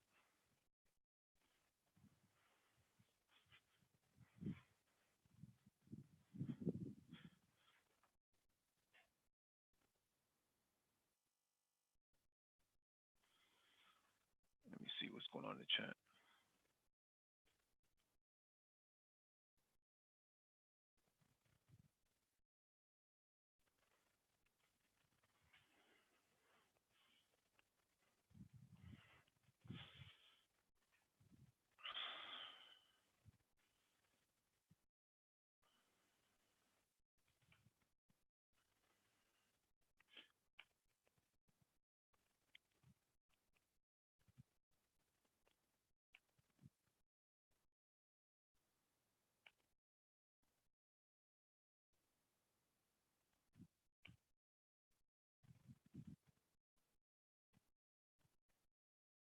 All right, let me get to this next article.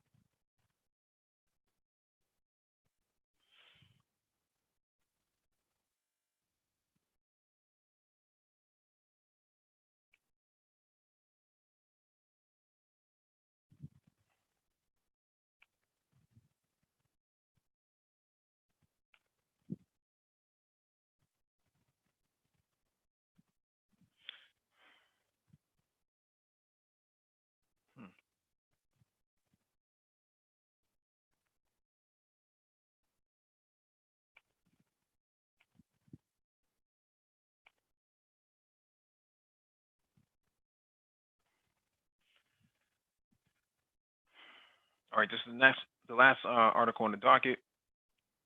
Nationalinterest.org. Here's what China said when it intercepted a U.S. Navy EP-3 spy plane. I'm not going to read this whole thing. I'm going to read a few paragraphs of it. As we have previously reported, a Pentagon spokesman said on July 23rd, 2017, that the crew of a U.S. Navy EP-3 spy plane had to make evasive actions after an armed Chinese J-10 fighter jet came within 300 feet of the aircraft. According to the U.S. officials, the unsafe intercept occurred 80 nautical miles from the Qingdao East China Sea. However, as reported by Reuters, Ren Gaoding, I think that's how you pronounce it, China's Ministry of Defense spokesman said on July 25th, replying to a question from a reporter, that the intercept was legal, necessary, and professional, and performed in accordance with the law and the rules. Close-in reconnaissance by U.S. Aircraft threatens China's national security, harms Sino-U.S. maritime and air military safety, endangers the personnel safety on both sides, pilots, and is the root cause of unexpected incidents.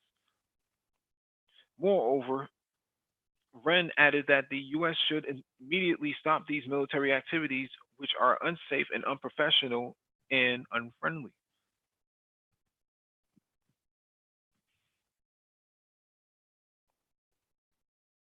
We have explained incidents such as this are relatively common.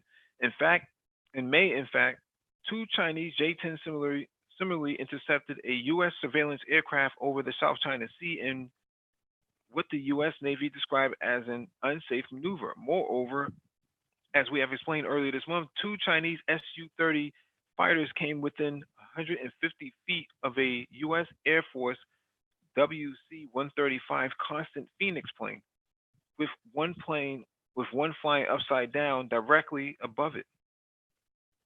Moreover, in 2001, an intercept of a U.S. Navy EP-3 by a Chinese J-8 fighter jet resulted in a collision that killed the Chinese pilot and forced the American plane to make an emergency landing on a base on Hainan. In a separate news, that the Pentagon revealed that the U.S. military had carried out another successful test of its Terminal High Altitude Aerial Defense System, THAAD. These tests are done as routine measures to ensure that the system is ready, and they are scheduled well in advance of any other real-world geopolitical events going on, said Pentagon spokesman Captain Jeff Davis. According to a statement released by Lieutenant General Sam Greaves, director of the Missile Defense Agency, the test has been carried out at the Pacific Spaceport Complex in Alaska. Last month, the U.S. shot down a simulated incoming intermediate range ballistic missile similar to the ones being developed by countries like North Korea in a test of the nation's THAAD missile defenses. Noteworthy, the U.S. deployed THAAD to South Korea this year to defend the country against North Korea's shorter range missile threats. That has drawn fierce criticism from China, which says the system's powerful radar can penetrate deep into its territory. You don't say.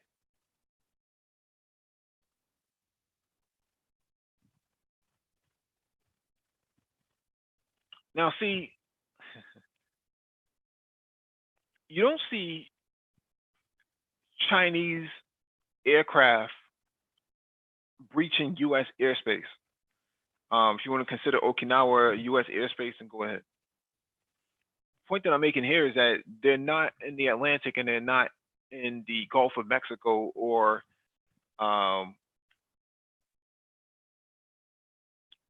in the Pacific near Western regional states. You don't see Chinese aircraft out there. At least it's not reported. That being said, China has a right to defend its territory and what it considers to be its territory, whether it's the South China Sea or the Yellow Sea, the East China Sea. All those areas are spheres of influence and legally under the jurisdiction of the Chinese government. So why wouldn't they come out and fly their multi-role fighters and interceptors out there? I would do the same thing if I was the leader of a nation state. But what you have here is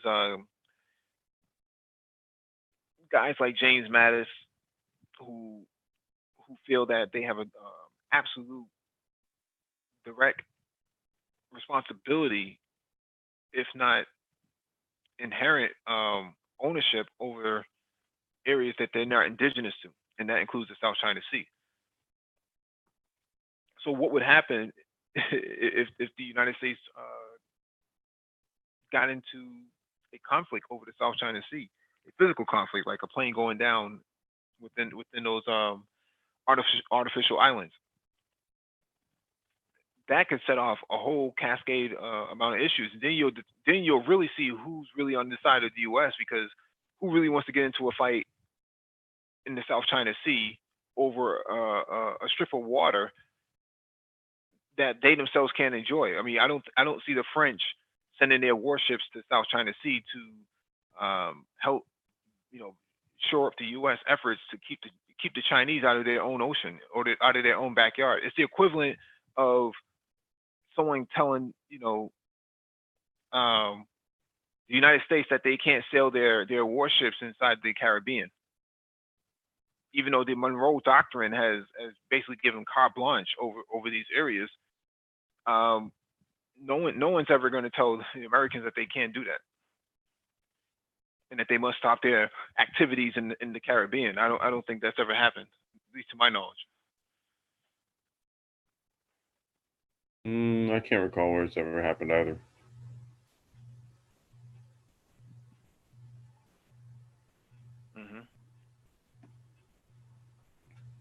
That's the last article. I think we got through a whole lot tonight. Okay. Yeah, man. It's these new work hours, man. It has me coming in late, so I'm gonna have to catch up. No, that's fine, man. That's fine. I don't send the emails out anymore because you don't really need to send emails out for the most Yeah, part. now we're using Zoom, right? Yeah, you don't really need to do that. Yeah. A lot of times, people are like, "Oh, I didn't get an email, so I didn't, show up." Well, if you hit that notification bell, you should start the Black Brain Trust. As Right. We just throw the link in the chat now. Yeah, you can do that. If we don't want you on the panel, we can remove you. If we want to bring you onto the panel, we can. Yeah, do we that. check you before you enter through the door, man. You were sitting in that waiting room if we don't really know you. But the point that I'm making here is that people saying that they didn't get an email. Well, that's because you don't need an email anymore. Right. Yeah, I wanted to go over. Let me grab this one last article that's sitting in the email. Okay.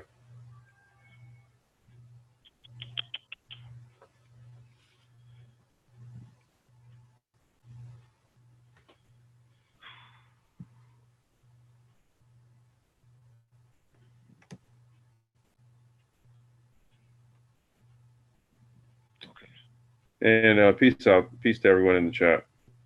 I didn't say what's up to y'all. Hey, you. Over here.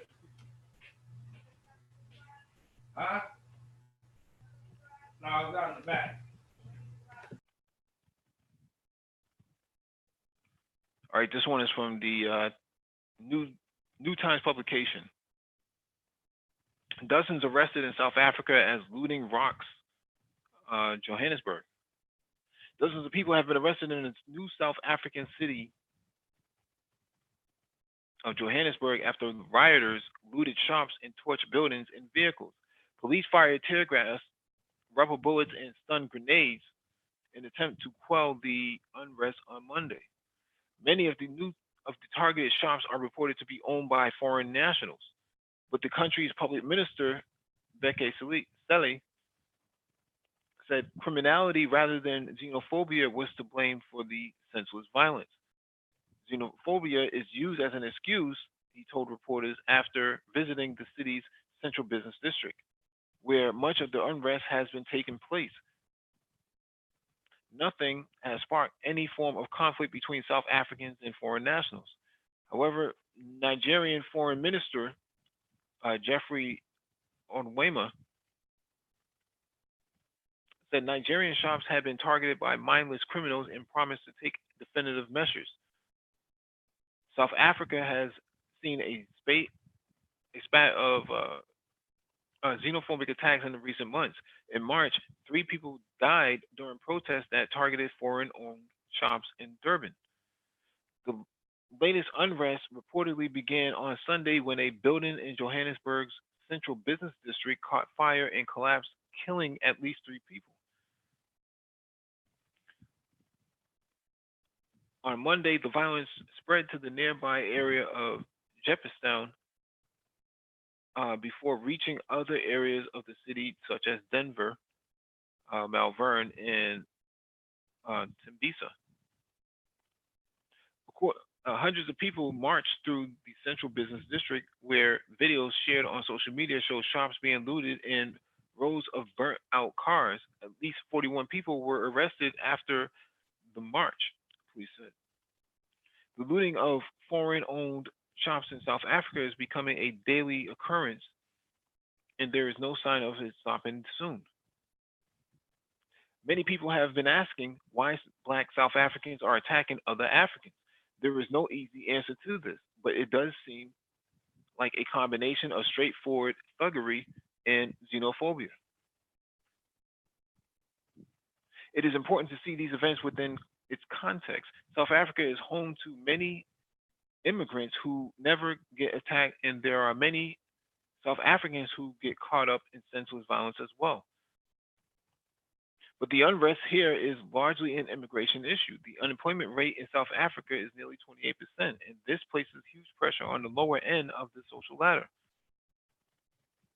We've stabilized the situation and arrested a few dozen people already, police spokesman Wayne Minnaar told Reuters news agency on Monday.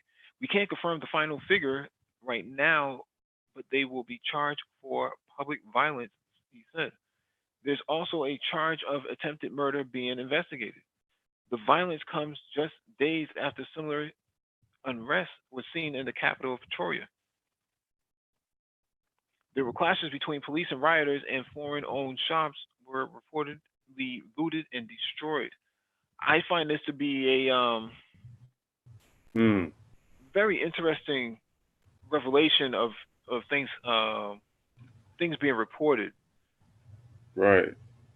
And they say some foreign nationals don't ever experience an attack, and some do. Okay, so I guess if you're, you speak Dutch or something like that, and you're from Europe, you don't really suffer these attacks. But if you're a Black person,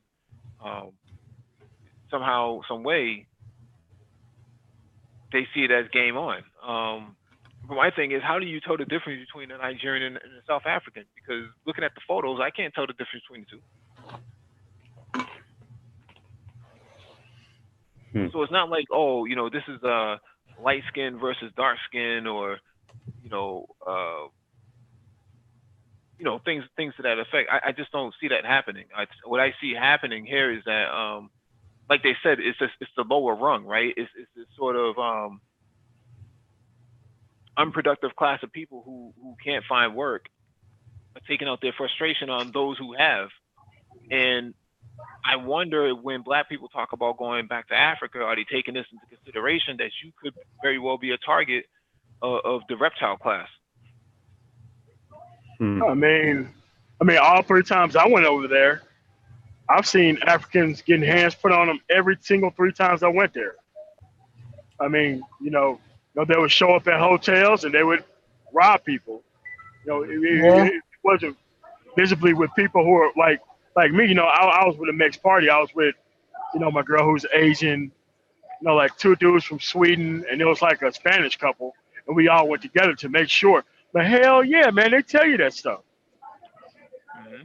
They tell you that you have to travel with somebody and go as a group, because if you're by yourself and you're coming outside those high-class hotels, those African pookies will get at you. That's funny. Hey Mike, I'm gonna step away real quick. I'm gonna be listening in on my mobile. But I just gotta run to the store and grab my daughter some stuff here for dinner. All right, man. Okay. Hey, Yeah. Sally, what's going on? What's up? What's up? I just listened to the moment I was listening, and then I had to go and deal with something. But yeah, I see the issue with the whole trying to go back to Africa. I always thought that in my mind. I was like, wait a minute, you're bringing technology. Now, I'm not dogging on any African nation. I know there are some Africans who are doing very well in their nation Mhm. and abroad. But it's the old saying goes, niggadom will survive some way somehow.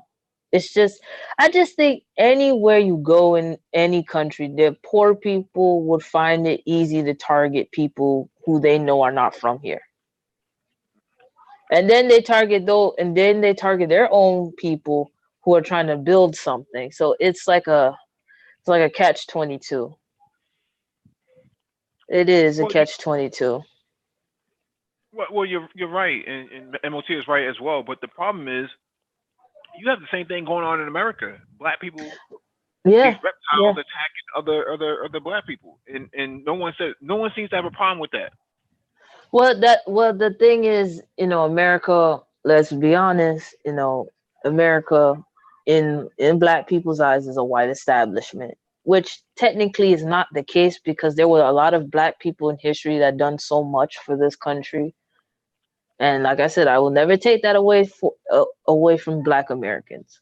But I think like just abroad, there's always a catch 22 with dealing with your own people, and I think you have to be you have to like know how to play the lines a little bit. You have to do like a Sun Tzu, like a Jedi mind trick on some folks. You have to Jedi mind trick people. You have to. Because some people just wouldn't get it and some would.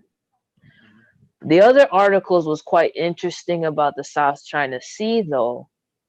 I remember a couple articles, it was years ago, listening to this conservative lady talking about how the South China Sea was being built, but before that Japan was building an artificial island in the South China Sea as well, but they stopped the project because they didn't have the funds, I guess. No, they were And no, they were military encouraged not to keep going. But go ahead. yeah, basically. Once their military teeth was pulled out, what could Japan do? So China just went in and just did what they want to do. And to be fair, that's China's playground, you know. Hmm. To be Well, that's fair, the that's backyard. China's play. Yeah, it's their Yeah, that's their backyard. backyard. And I think of like l- no offense, but I don't think America needs to get into any kind of conflict right now as the state is in dealing with the whole Syria and the whole Middle East fiasco. That's the worst thing that these generals back in the day, back in the 70s. And it all started with the regime change with Iran. I remember watching the movie with what's his name? Ben Affleck, when they did that exchange with the arms deal with the new dictatorship of Iran. That's what all happened. They just went in and messed with Iran, and everything fell apart from then on out. It was like a domino effect. Well, So, no, go ahead. no, I was just going to make a point about black people burning out other people's businesses, foreign nationals. Well, we just saw yesterday, or at least this week, a black man went into a beauty supply store and tried to vandalize it, on behalf of black women, and this guy's getting arrested by black women, female officers. It gets taken away, and now you have women in, black YouTube, the black It manosphere talking it's about putting up money to bail this guy out of jail. it's called the Twilight Zone. It's the Twilight Zone. It's a catch 22 Fahrenheit 51 Twilight Zone. Where like right now the American society, America and the rest of the world as a whole is in a twilight zone because we're heading to the age of the fourth industry. Technology is moving faster than we expected. People are getting scared because let's be honest, the way we are programmed and indoctrinated, it's not malleable. It's not. That's why we're having this gender fluidity crisis, all that junk. And I'm like, you know, when the facts are in front of you, it's like people don't want to see it.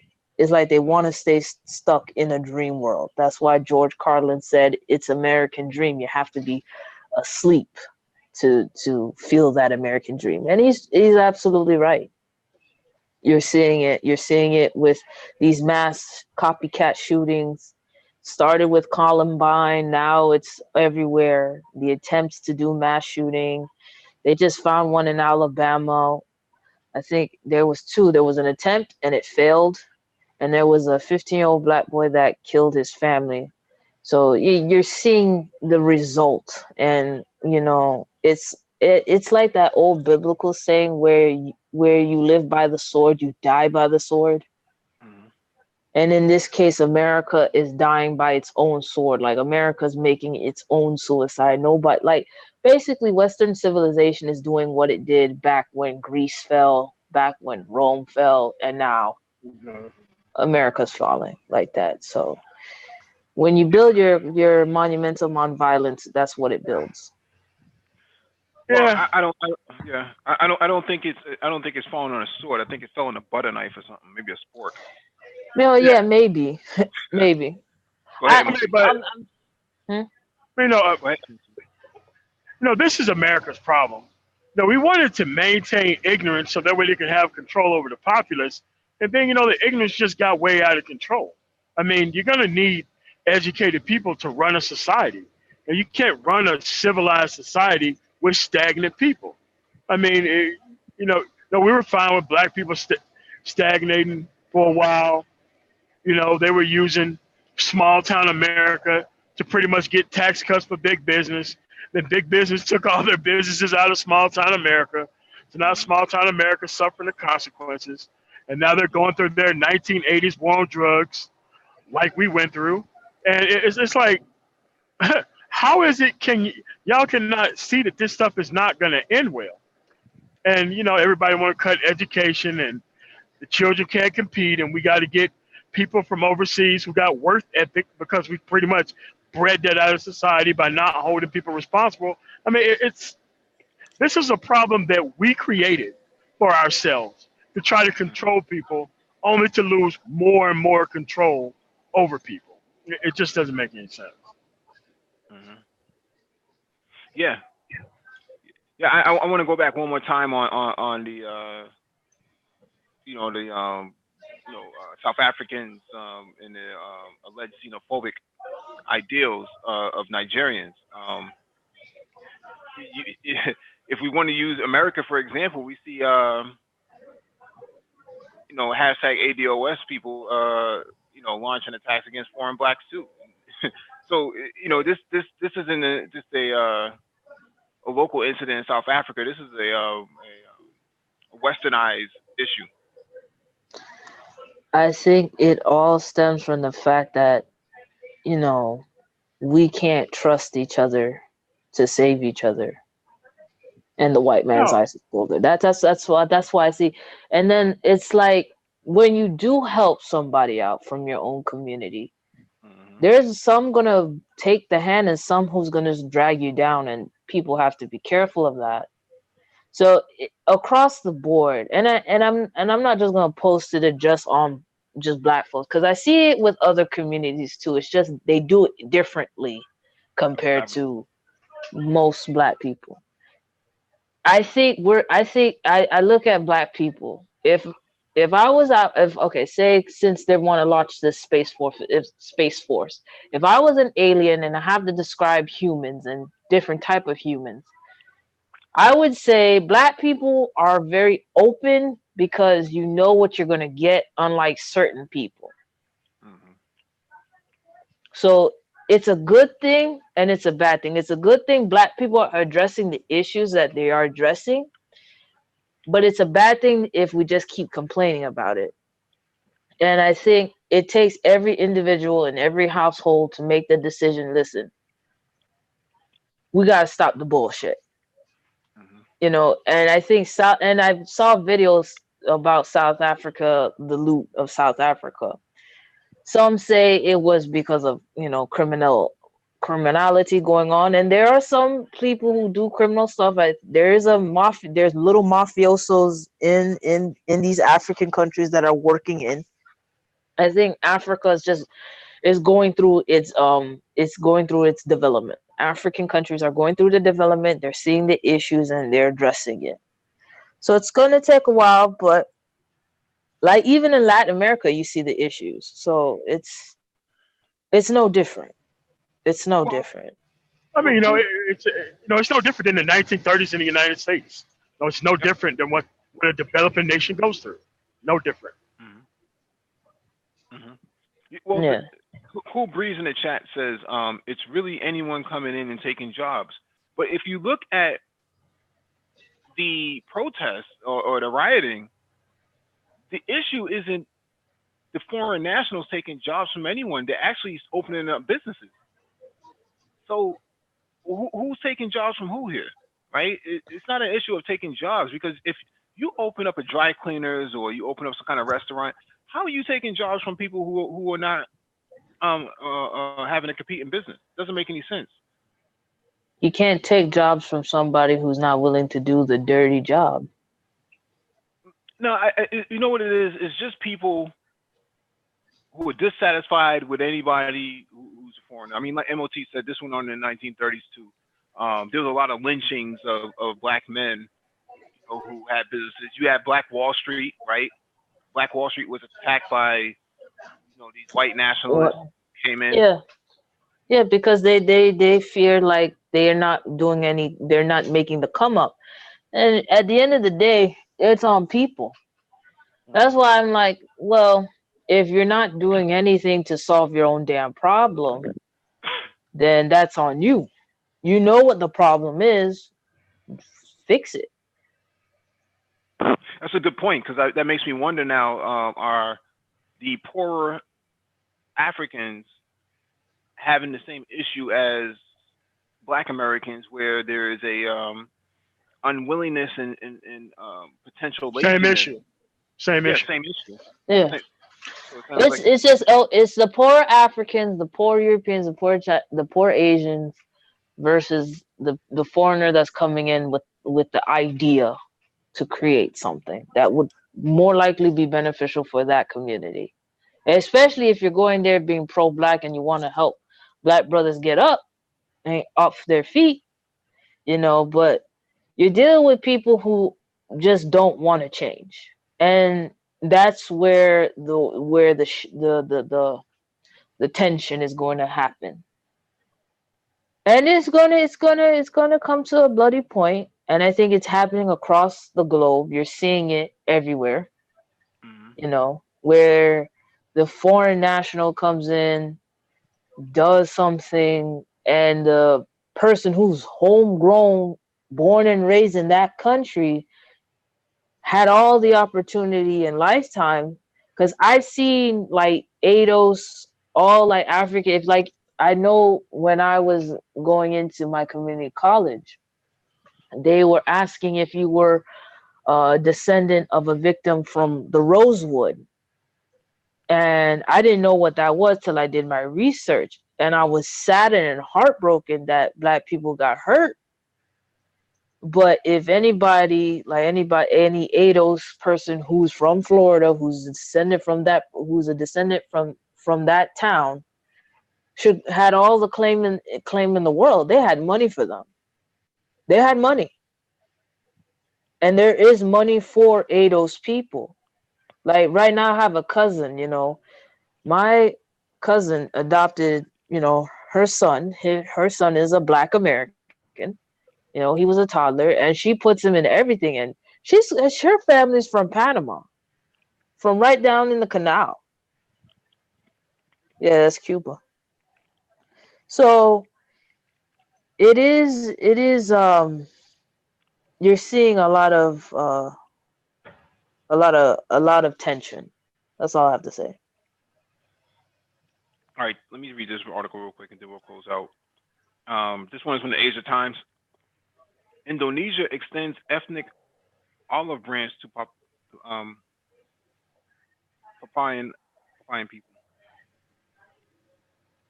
The Indonesian Armed Forces now has its two highest ranking Papa-born officers in charge of the regional commands covering the easternmost provinces of West Papa and Papa itself, where recent rioters have caused widespread damage in the region's biggest city of Jaipur.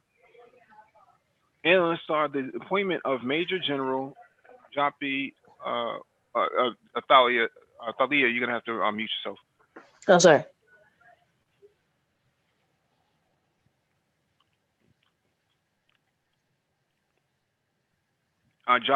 Major General Japia Onimus, 57, and Major General Herman Aras, Asari Bob, 55, to the Manokawari base, uh, Saswari, West Papa, and Japara base, Sendra Washi, commands as a high-level acknowledgement that the army is part of the troubled territory's problems. But it remains to be seen whether the unprecedented appointments will help to mollify a pop-in resentment of the long history of Jakarta's racism, discrimination, and rights abuses that lie at the heart of the unrest. The move was not without confusion, however. Two changes were made on the same day, with one newly promoted general ending up where he started 3 weeks ago, staying on in Jakarta. Although the national police are in charge of the internal security, hundreds of army reinforcements have poured into the region to quell the worst disturbances in years, which have left at least 6 people dead. Police have made scores of arrests in several Papuan cities, and within an uneasy calm returning to much of the territory, Chief Security Minister Toronto has issued warnings banning further demonstrations. The unrest was sparked by an incident in the East Java port city of Sarawak of August 19th, when police and a mob of civilians shouting racist insults roughed up a group of Papuan students they accused of defiling an Indonesian flag outside the dormitory. The worst of the riots have raised in Jaipur, with police reporting a trail of burned out offices, shops, gas stations, restaurants, cars, and motorcycles stretching from the city center to the district of Apabora on the new Papua New Guinea border. Sources familiar with the situation fear a volatile confrontation may be looming between indigenous Papuans and ethnic Burgunese traders from the South Sulawesi, who make up the bulk of outside settlers and have suffered the most from destruction.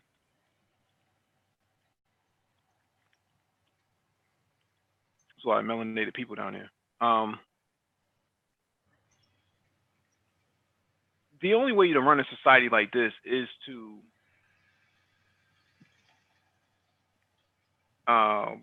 it needs to be authoritarian. There's no way you can just have some kind of liberal society where everybody just does whatever they want.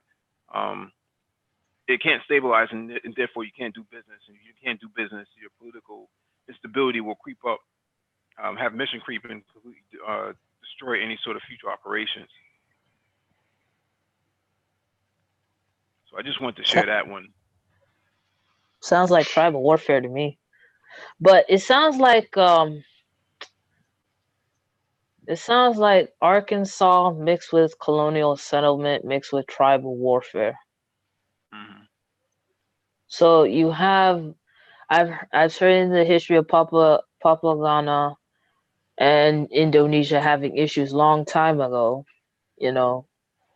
and Papua Ghana has a problem with West Papua Ghana. So you're seeing it now because Jakarta's sinking, so they want to move their city to a different place, and the only safest island is the Papua Ghana island. And right. you know, the Indonesians, however you want to put it, see themselves as better than the Papuanans. But the thing is, they live on the same damn island. It's like Haiti and Dominican Republic. They live on the same damn island. Like, you're gonna have to deal with each other no matter what. So get used to it, kind of deal. It's not like you got a big, massive land. And even if Indonesia tries to move somewhere else, I don't think other Asian countries want to take Indonesians too, because you see it with how some, you know, how I know the Chinese have an issue with the Indonesians as well. So Mhm. yeah, they're gonna have to shape up. They're gonna have to shape up and fly straight. Well, a lot of the Chinese factories actually moved to Indonesia too. So Yeah, uh, it'd be interesting to see what how political instability can actually hurt their way of doing business. Can't really get any civility if you don't have any civility. You can't really run any sort of business. well, the thing is, what's happening, and I think you can see it across the board, is that humanity has to come to terms. Because I've heard, not that I know, I've heard and try to do some research that many of these countries, big time, strong, politically mobile countries, are trying to build some kind of space force for each nation. So, you know, I'm What? looking at the NASA thing. They were talking about it and how they're gonna do it. So it's kind of like sci-fi-ish. I don't know. Yeah, I mean, Uh, we're trying to get a space force when we haven't even fixed all the bridges and shit in the country. That I mean, like, that's what I'm how saying. on That's earth? what I'm saying. I don't know. I don't know how they're gonna do it. I think they're trying to brainwash people, but Oh, it's already been done. It's already been done. yeah. Go ahead, MOT. Yeah, it's just that you got failing schools, but we're still talking about a space force. Like, Yeah. what's going on, man? I mean, how I, much money did we waste on the F-35, and we're still wasting money on it? But now we're about to create a whole different another force. Like, and it's like, look, the money that's spent on the military, people are not mad at. But if you were to give away that kind of money to one group of people, people would be mad at that. Like, yeah. as long as you can spend it on the military, people really Well, don't that's care. that. That's the excuse. That's the excuse that they're spending it on the military when really and truly they're not really spending it the entire budget on the whole military. No, I mean, people are getting paid. It's just defense contractors and not the damn troops. I can tell you that much. You Yeah. know, it's never been that way. It's just that I don't see this stuff improving because we haven't tried to set a baseline for people and make them adhere to that. Because freedom is also freedom to be ignorant and not progress. Like progression isn't something that you can force down on people. Now, this is why West Virginia and Mississippi look how it looks, and New York and California look how it looks. Hmm. Yeah. One is based on investment, and another one is based on freedom Right. and church. So, yeah, so that's what you got. A Bible on one hand and a gun in the other. Yeah. As far as the whole political thing, political upheaval, propaganda, you're gonna see it a lot. You're gonna see that a lot down in Everywhere. the ocean. Yeah, you're gonna see it a lot. There's gonna be a civil unrest amongst neighbors and countrymen and everywhere. You're seeing it, and I don't know what else you can do. But I'm gonna pause. I'm gonna hear another article, and then I'll put my 2 cents in. What would you say, Philia? Said I'm going to just pause for a bit. I'll be back. I'll listen to the other article. Okay. All right. Yeah. I mean, I was going to do a stream tonight called like the future of, you know, black male America, but I almost see that there's really no need, because the people who want to go are already there, and the people who need to be convincing can't be convinced. Right. It's almost like people wait for the perfect rationale to turn around and show you that they were never serious in the first place, no matter how much time you spent and you wasted on, you know? Hmm. And it's like, you don't want to progress, you don't want to be left alone, and you want the people who can help to just stay and watch everybody suffer. Like, how the hell can you do all that when you don't even have power? I mean, to me, now there's something wrong, really wrong, when the powerful have to take refuge from the weak and angry. You know what I'm saying? Like, I don't understand how that works because Well, yeah, right. no, no, go ahead, because I'm following where you're going with this. Yeah, I mean, it's like, look, um, you guys can't survive right now as is, and really trying to act like you could take something from somebody. You don't understand, man. Like, destruction is a very easy thing to do, especially when you're doing it from an intellectual standpoint. So I'm really trying to get what's happening here because somehow they got this phony threat that we better help them.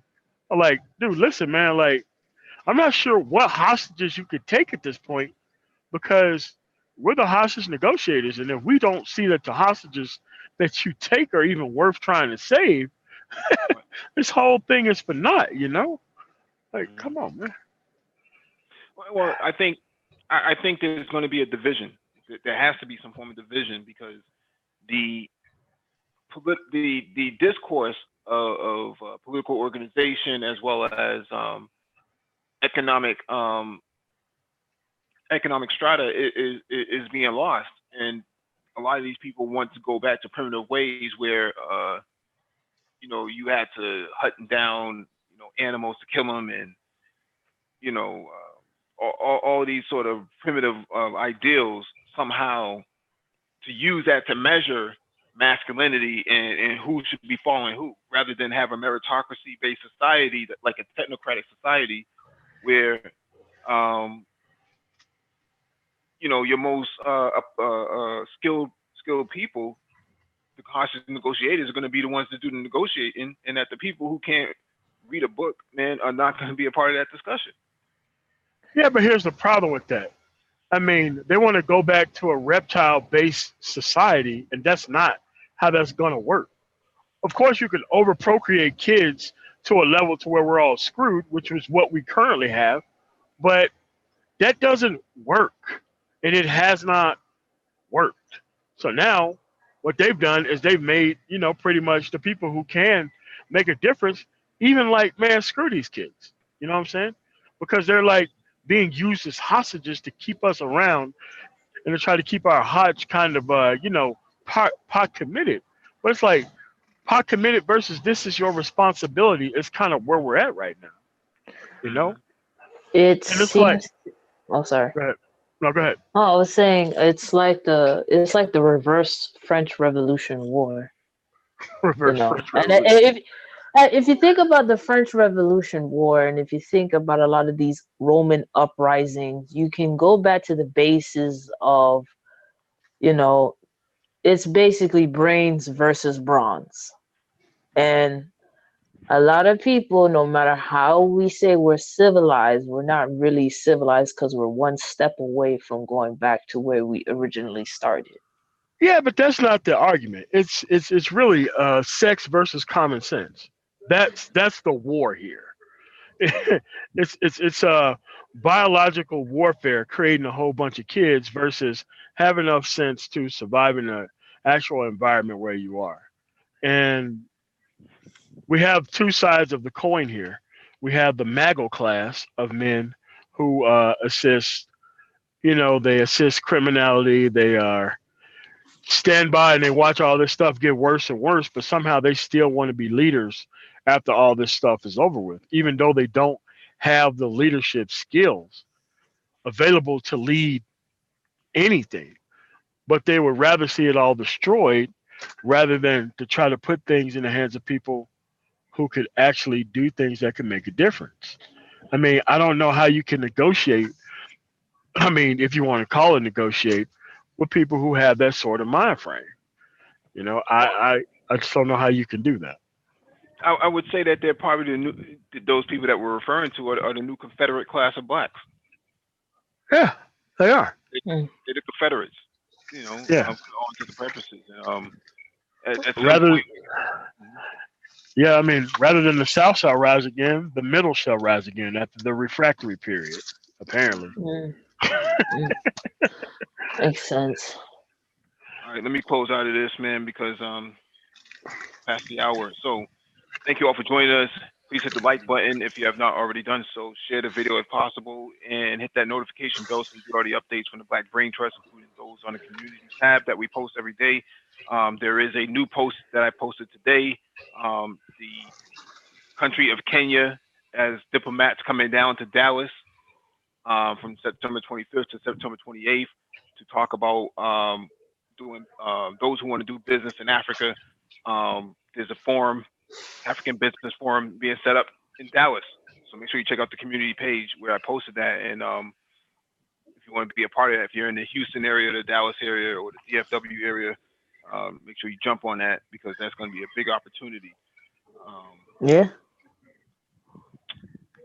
Yep. All right. Later. Yeah, I mean, here's the thing. You know, if you can't do international trade, you're always going to be destined to be left behind. So it's time to Mhm. just start moving, man. Yeah. Absolutely, man. Make sure y'all check out MOT, man, tomorrow on YouTube as well. All right, thanks All so right, much. fellas. It was enough. A lot of interesting conversation. We'll tune in tomorrow. Absolutely. Shalom.